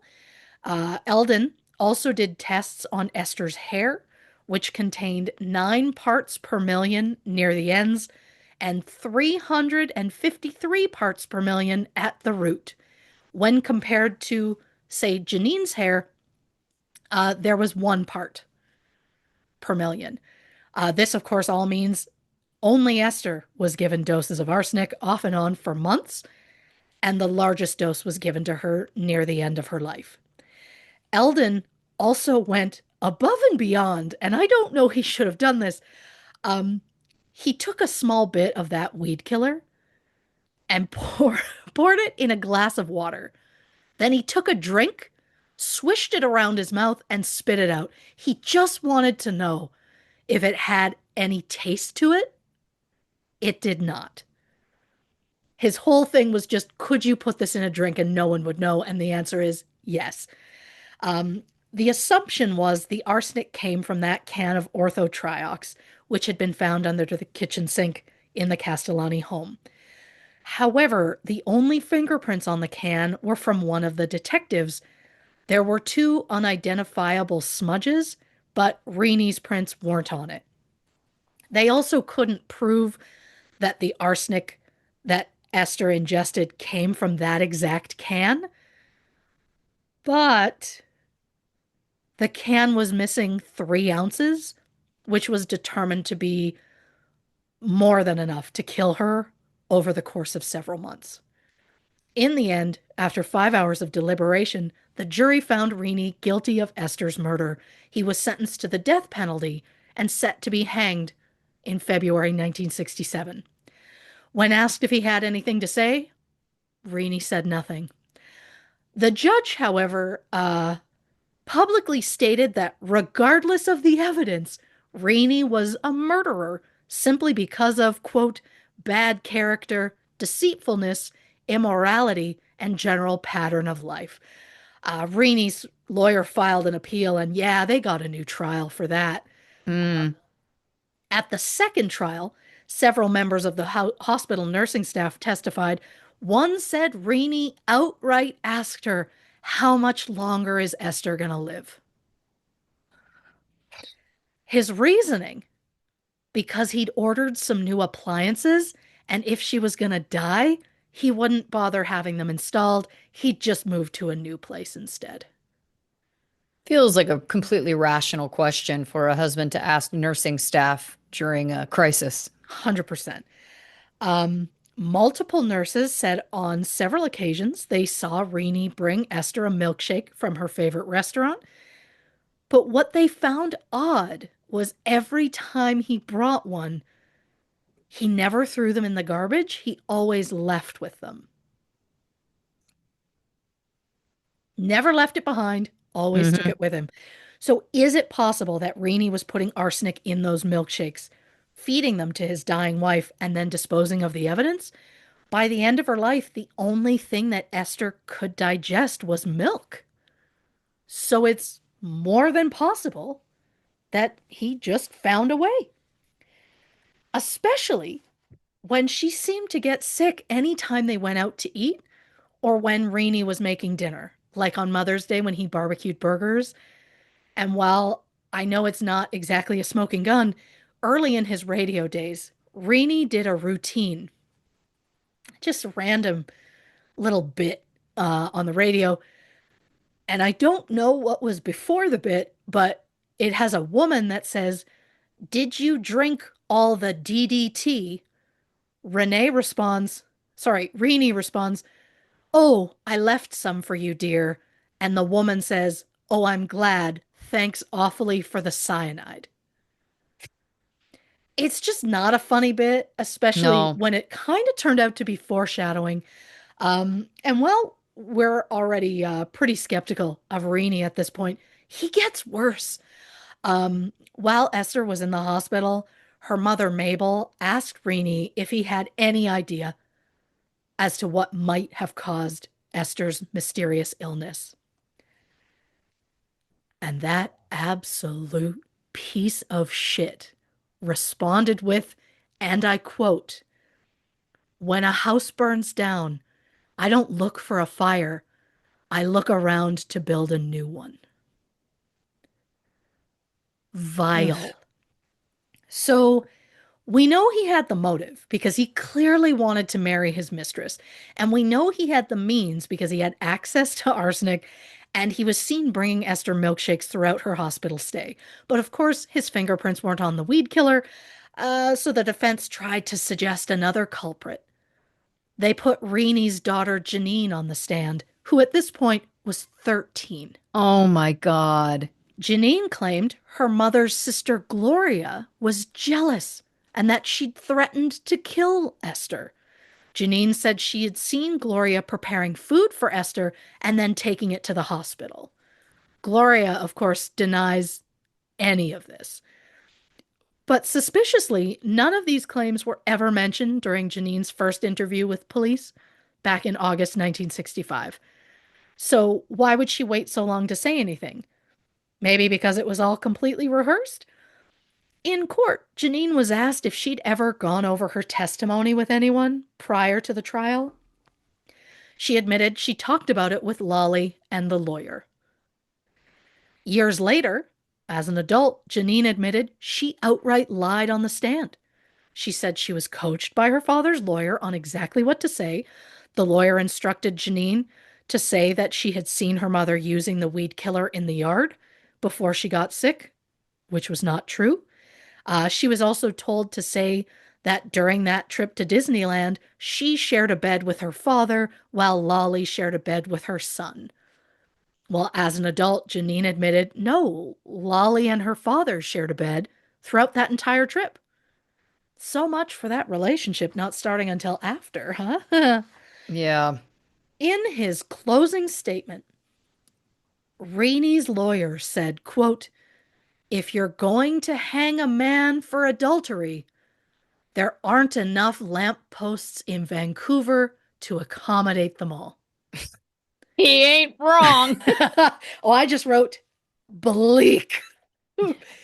But clearly, he's concerned the women in the jury are only going to find Renee guilty because of his cheating, as though they couldn't find him guilty because of all the other suspicious shit. Yeah. After deliberating for 6 hours, the jury found Renee guilty of murder. One of the jurors later said, quote, "We went over and over and over all the evidence while we were deliberating to see if there was any reasonable doubt about the accused being guilty. We could not find it." Reaney was once again sentenced to death. When asked if he had anything to say, Reaney said, quote, "I've been asked 3 or 4 times if I was guilty of killing my wife. I did not kill my wife." Then, in true soap opera fashion, he dramatically turns, looks at the jury, and says, "May God have mercy on your souls." Oh, Jesus, Reenie. Yeah, Get out of here. 100%. Reaney was sentenced to be hanged in January 1968. Here's where things take a turn. The night after his conviction, Janine, out with friends, she gets struck by a police car while it is in pursuit of a traffic offender. What? Road conditions and poor visibility were blamed, as was the fact that the police officer didn't have the siren on and he was driving over the speed limit. The officer said he hit the brakes, the vehicle went out of control and struck the girl. Janine was thrown 95 feet. She suffered a broken arm, a broken leg, and a broken pelvis. There was another injury, which I'm not going to mention because I was almost physically ill Yeah, yeah, to yeah. say it out loud. Um, she later had to relearn how to walk. Oh my She was in God. the hospital for over a month. Her only visitors were Lolly, friends from school, and her father's lawyer. Reaney tried to get a special release so he could visit, but he was denied. 6 months later, in April 1968, Reaney had his lawyer file a lawsuit on Janine's behalf against the city. He then signed over parental rights to Lolly and gave her instructions that Janine was to never see anyone from her mother's side of the family. So, Lolly. Now, do we think she knew what Reaney was doing to Esther? Is it possible she helped in some way? Or did she just naively believe that Reaney and Esther were getting divorced? It honestly could go either way. But Lolly was dragged in the media for the affair because, let's face it, women tend to bear the brunt of cheating scandals in the public. But she was also left to raise not only her own child, but also Reenie's child with no financial support from Reenie or his family. And according to Janine, Lolly treated her really well. I mean, while she was in the hospital, she turned 14. And so after she got out of the hospital, Lolly threw her a surprise party. And so it's really lovely that Lolly stepped up in that moment. Yeah. Um, But then in 1969, Lolly started dating a man named Ron Fairweather. They met while working at the same meatpacking plant. Janine, who was 16 at the time, was upset because she couldn't understand why Lolly was moving on from Reenie. They got into an argument over it, and Janine was sent to live with Reenie's sister Rose, who very beautifully reunited Janine with Esther's parents. Well, that's nice. So that's something.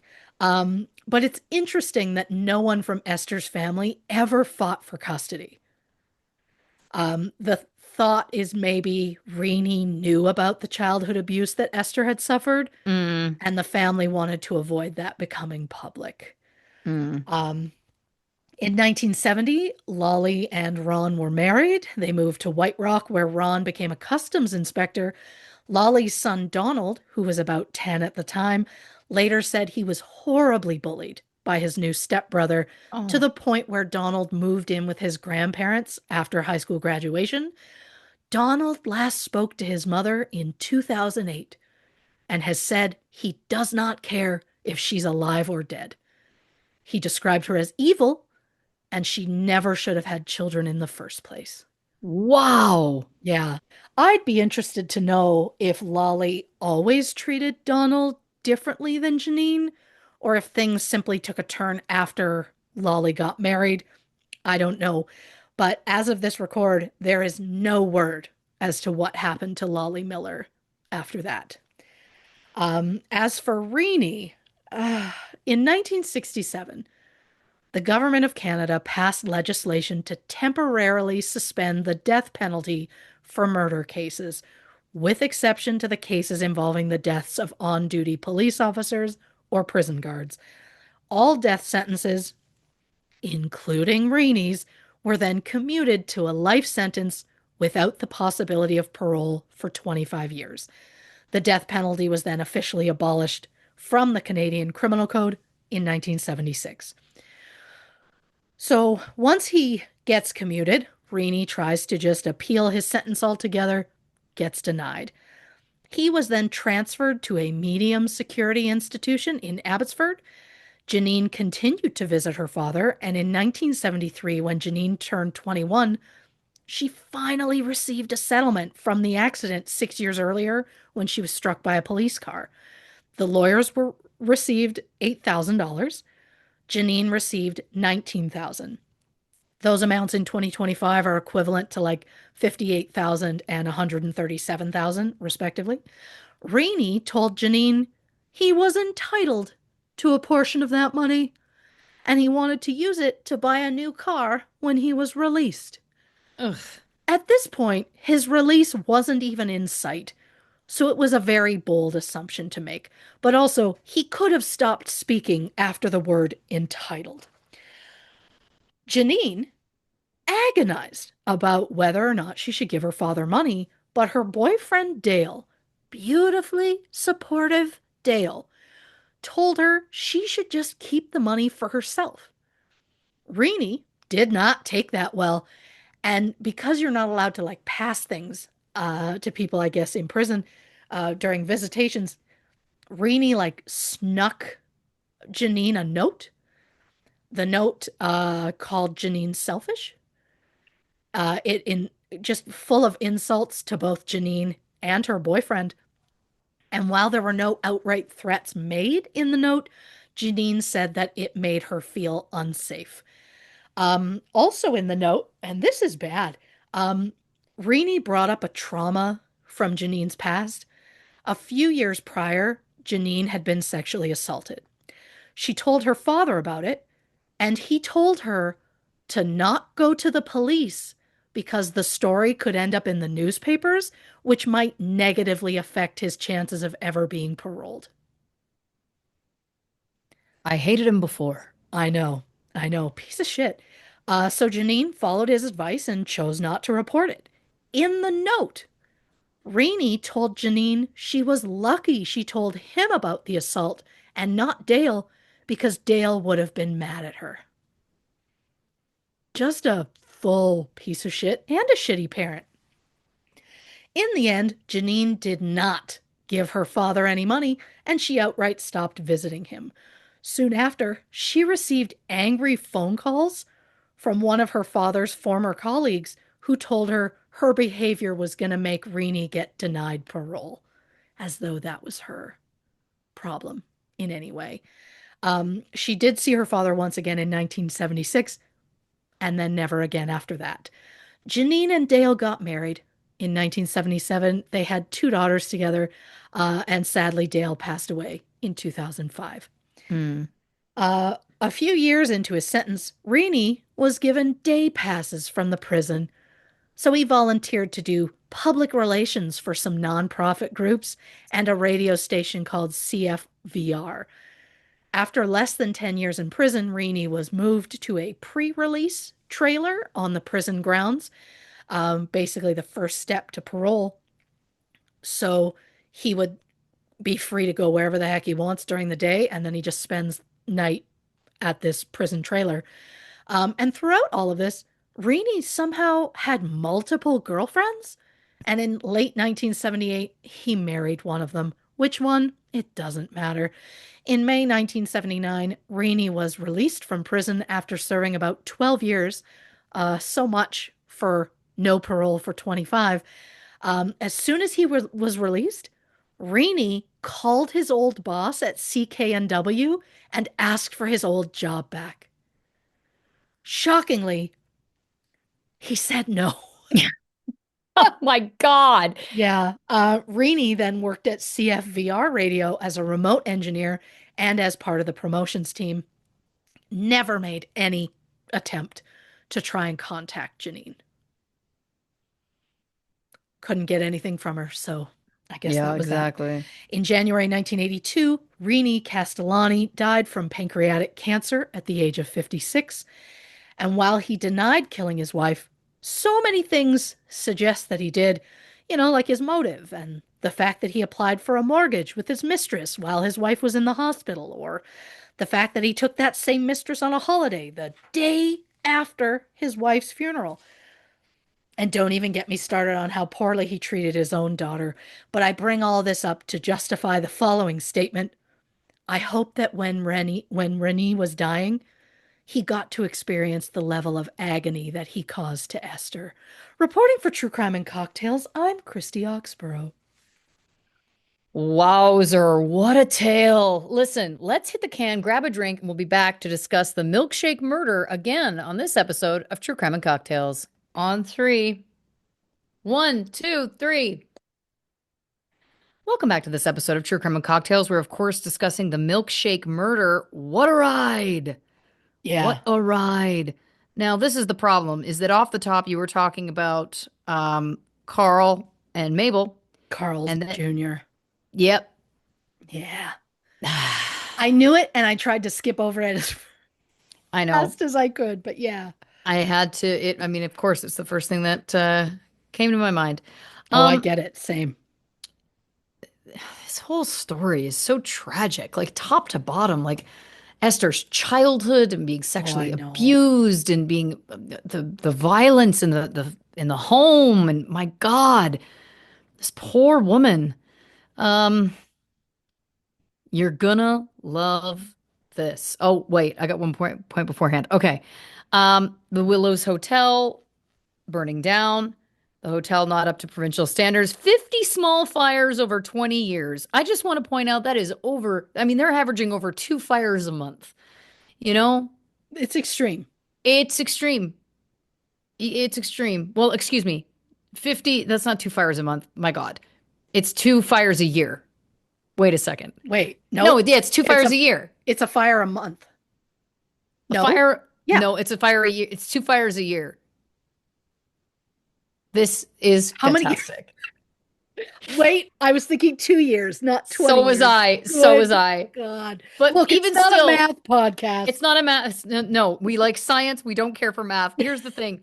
My point still stands. I Yeah, think 2 fires a year is still a lot of fires. it's a Like, lot of that fires. is a lot of fires to Yeah. just be like, meh. Um, the fact that he took the car of one of the deceased, super suspicious. The Gross. painting. This is what you're gonna love. So he painted a picture of the hotel burning with silhouettes of 3 people in it. Yeah. And this one expert, the criminal forensic expert, Yeah. was saying that doesn't feel normal. It feels like this may be proof he had something to do with the fire. And you pointed out, well, it's interesting that there was the silhouette of 3 people with the burning hotel, but 4 people died. And to that I say, why do you assume the silhouettes are the victims? Are the silhouettes the 3 people that set the fire, one of which was him? Interesting. I'd like to know when the fire started and when he left. Yeah. That's a question I have. I just feel like that's what as soon as when you said it's interesting there was only 3 people but there was 4 victims, and then when the expert said I think he was involved, I was like, oh, then it's a self-portrait. He's painting himself. He's painting the people that burned it down. Oh, he easily could Just have a been in theory. on it and was like, I'm sick of doing this as a job. Let's burn the place down. Right. There's also been a lot of fires leading up A to this, lot of so it fires. would. Now, here's the one thing I want to say from the beginning. We're at a different era talking about this. This is the 60s. Yeah. And I just have to say, without tools like Google, this man had a lot of knowledge about how to properly poison somebody, how to do it over time, how to make sure to choose something that was tasteless. Um, so to that, I say, it's possible he could have been setting some of those fires over the course of time, or whatever, laying the Oh, road to eventually burn it down to be done Sure. with it, or for insurance money that maybe then didn't come through, or whatever the fuck. Like it's just a level of knowledge that I feel like, and I say this with, this is not meant to sound glib or rude, but it wasn't that he was like a scientist, or, do you know what I'm saying? Like, it's like, how did he have Yeah. this knowledge? Because in the 60s, it's like, of course, people would know how to slowly poison someone. Yes. But I wouldn't say that that's average knowledge that like an No. average Canadian would have like in the 60s. Not that it's average knowledge now either, but now everyone has access to any information about anything in the palm of our hands. So it just felt True. again like it was interesting to me the amount of knowledge this man. But again, we also know he's a master manipulator, you know, calling banks to try and get them to give him a loan that or a mortgage that he doesn't deserve, and trying to guilt his boss into not firing him for a very disruptive affair. Like this man is clearly, again, it just feels like all signs point to narcissist, sociopath, psychopath, something in there, you know? Yes. The Dizzy Dialer walked so that the Jerky Boys could run. I'd like to kiss you on the mouth. But Just I've a great easily quote. never mentioned the Jerky Boys on this before, ever. Not yet, and that's a So, shame. That's the I mean, shame. check that off off the happy life list or whatever. There it I is. don't know. There it is. Now, just wanted to point out, if I may, Yeah, Alora Nash is giving her thoughts, but gonna get on a soapbox for a second. Side note. I can't wait. You brought up how difficult divorces were at the time in Canada, the Yeah, 1960s. You outlined how difficult it was, the different kind of hoops that had to be jumped through, the proof that had to be made, especially on the case of a woman, if a woman was filing for the divorce. yeah, That, of course, is what spawned. I don't, again, and I didn't have time to do research in the 5 minutes we took on the break, but that is the same basis for why there was a little something called no fault divorce introduced in the United States. Now, this, of Mhm. course, was to protect women who were attempting to leave violent marriages, abusive marriages, all of the above.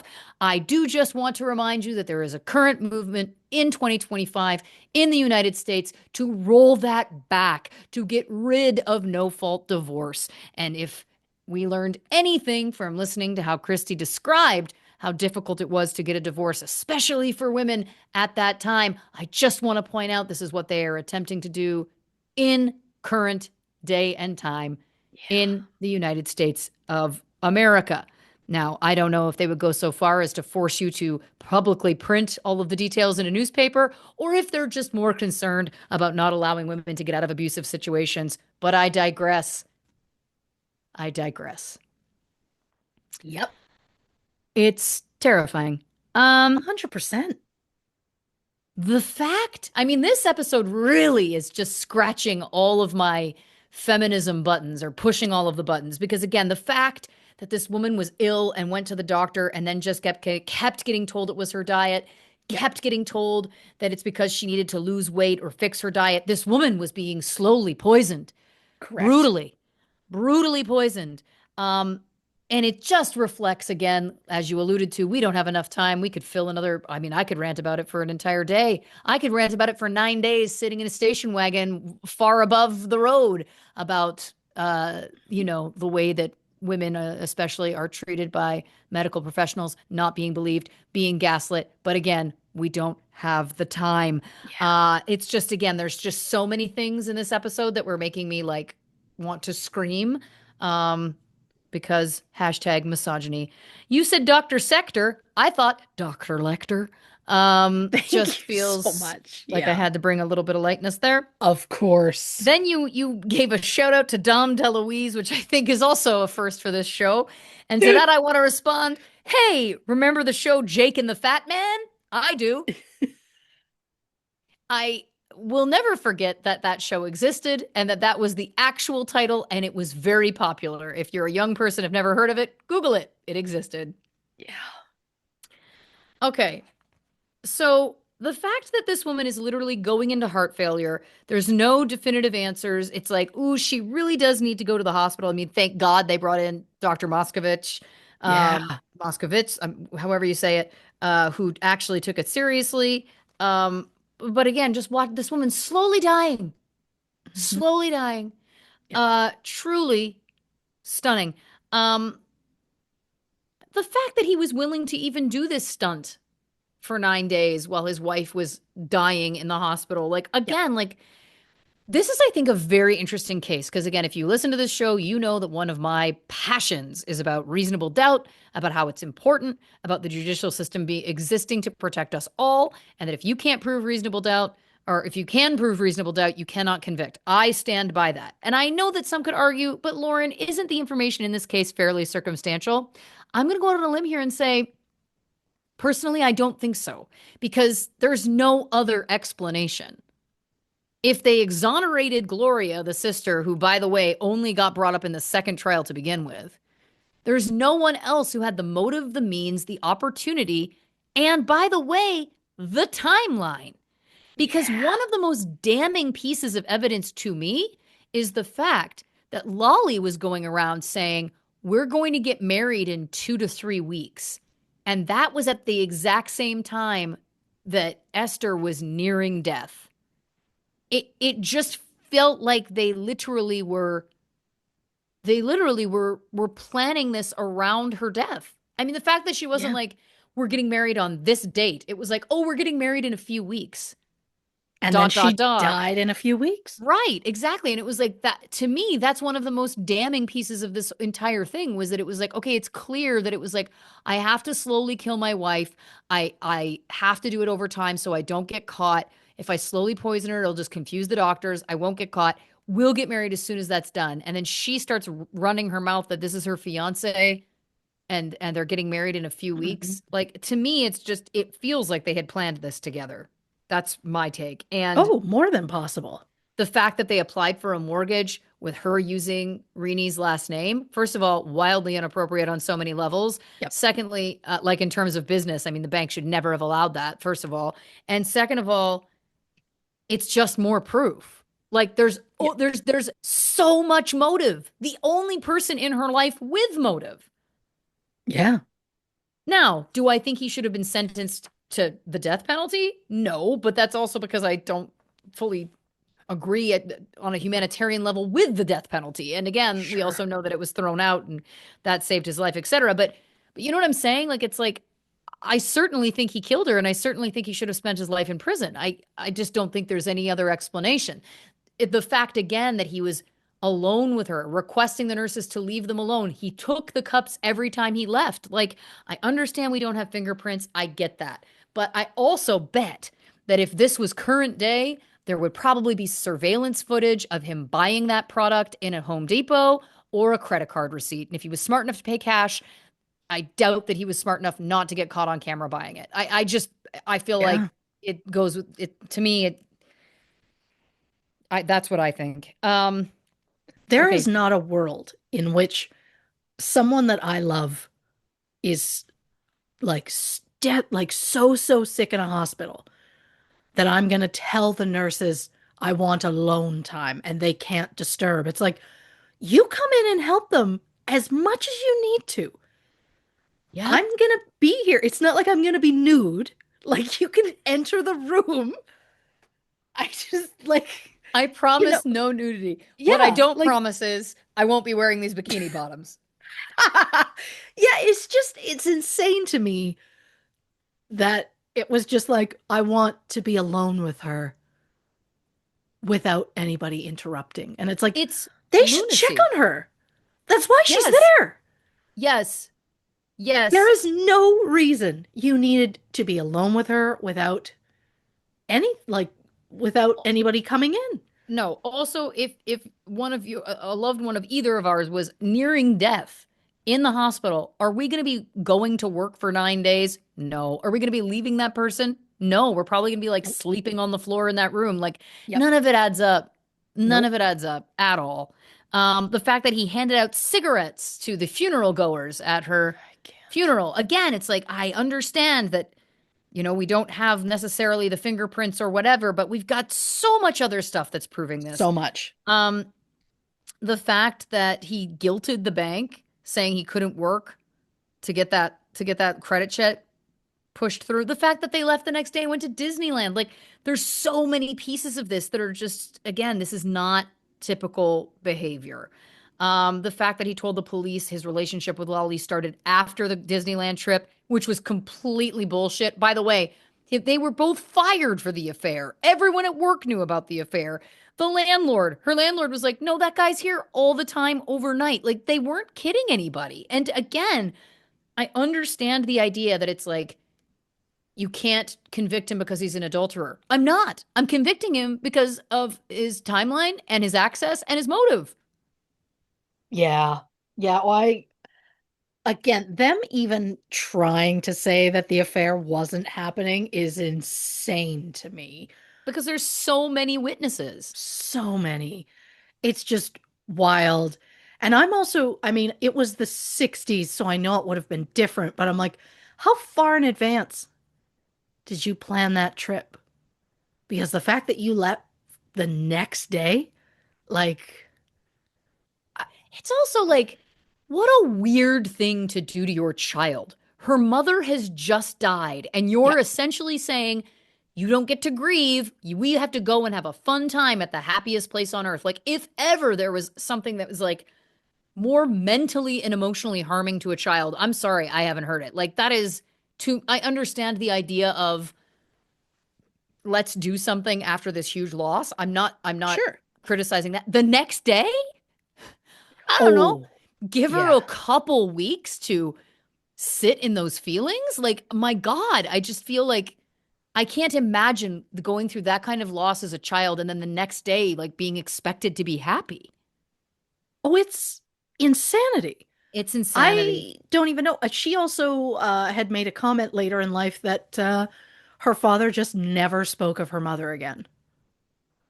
Like, Well, just like she never existed. the fact that we also know from Janine that she was told to lie on the stand, that she was coached into lying, like it's just even more proof that he's guilty. Like, why would a defense lawyer have to coach a child into lying if his client was innocent?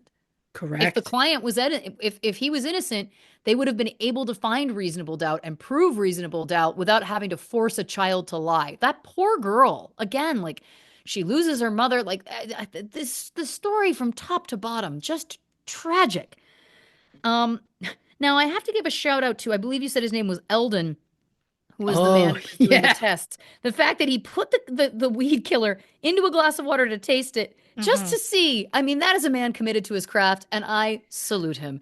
Now, my Yeah. question is this. Have they started adding things to weed killers so that you can taste them?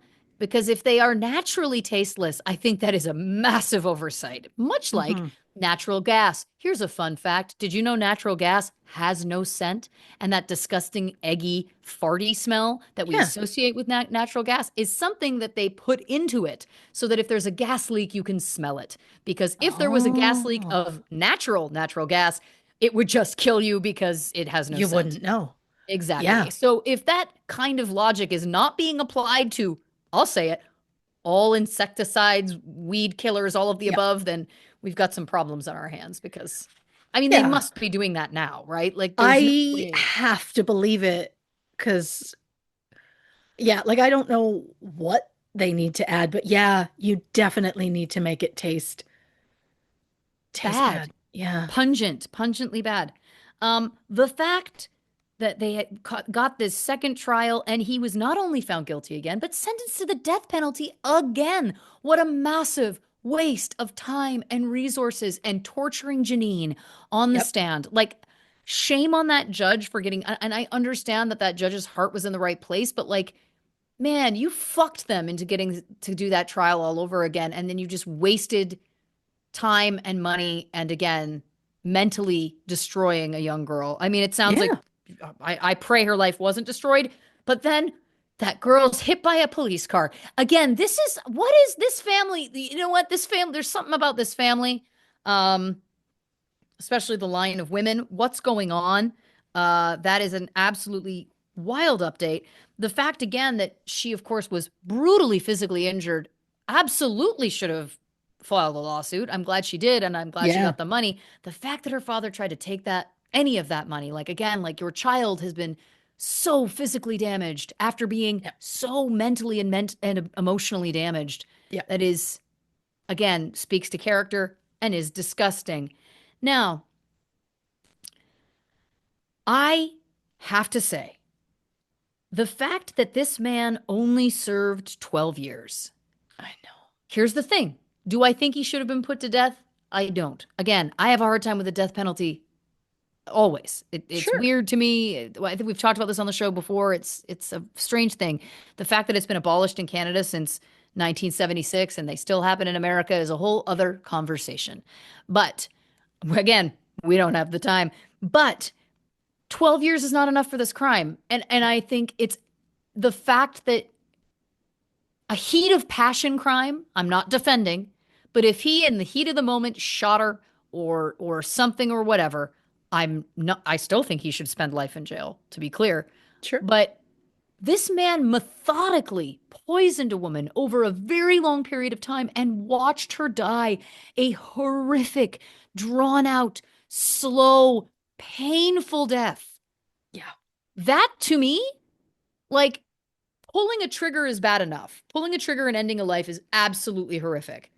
Slowly poisoning someone over the course of an extended period of time and watching them brutally suffer, Yeah.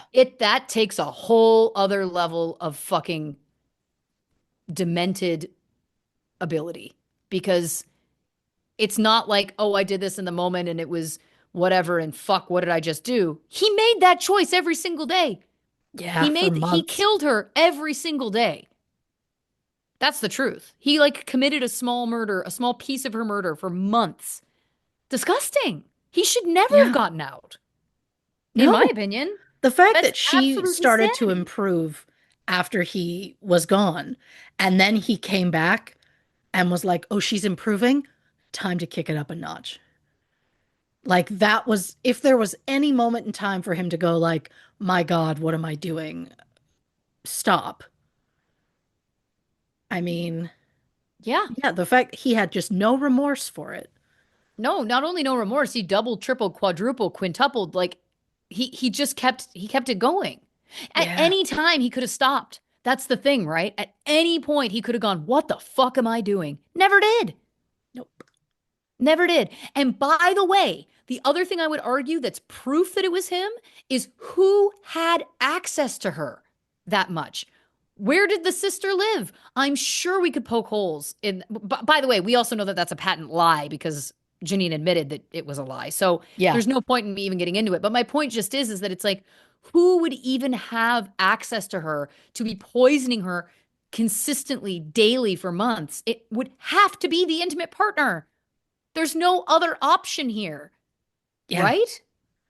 It's I my hope again is that if there is something that happened like this now, that this would be I guess what I'm not that I'm trying to fucking Little Orphan Annie this because I'm not, but like my hope is that now they would immediately suspect him of poison. My hope is that if a woman was Right. presenting with these symptoms and has this, kind of overbearing husband that's insisting on being with her alone, I pray that medical professionals would say there is something bad going on here. We have to separate them. We can't allow outside food and drink, whatever, you know? Right. Um, I just pray that it would be preventable now because this is just such a horror show. Yeah.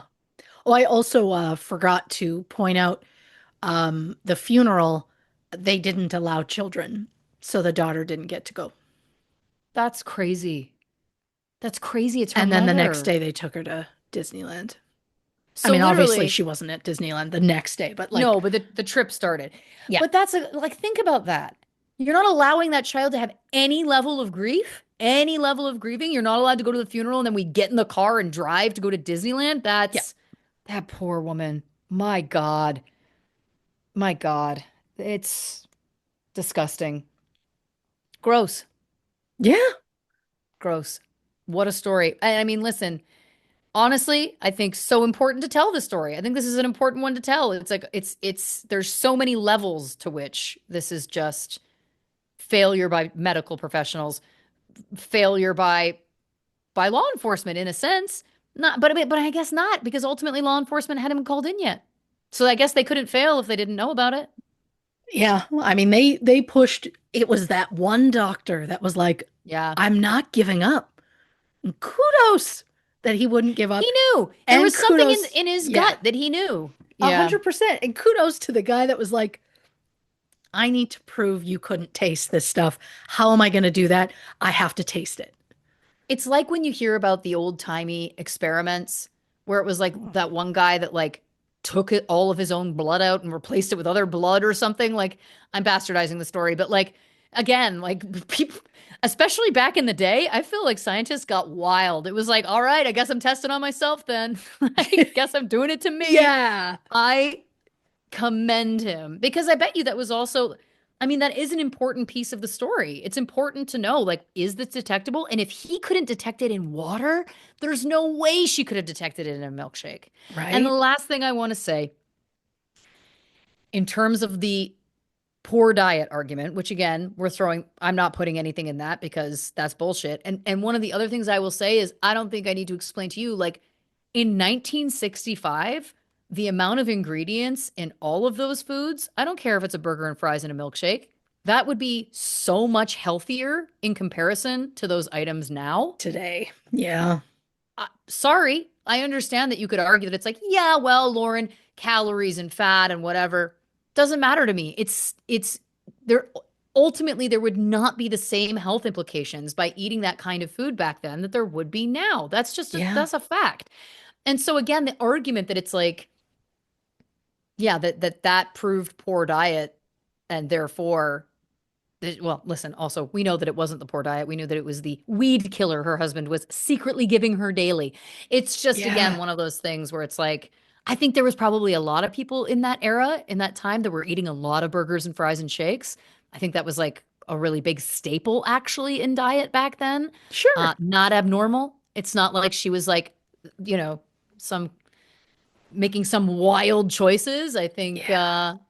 yeah, I think it's, again, a totally preventable, tragic story. I mean, what an episode of True Crime and Cocktails. Yeah. And bringing us back to Canada. Always a pleasure for me. Christy Oxborrow, thank you for your work. This one unraveled me not only as a true crime podcast host, but as a woman. Thank you for your work. Fantastic as always. I mean, again, it's an honor.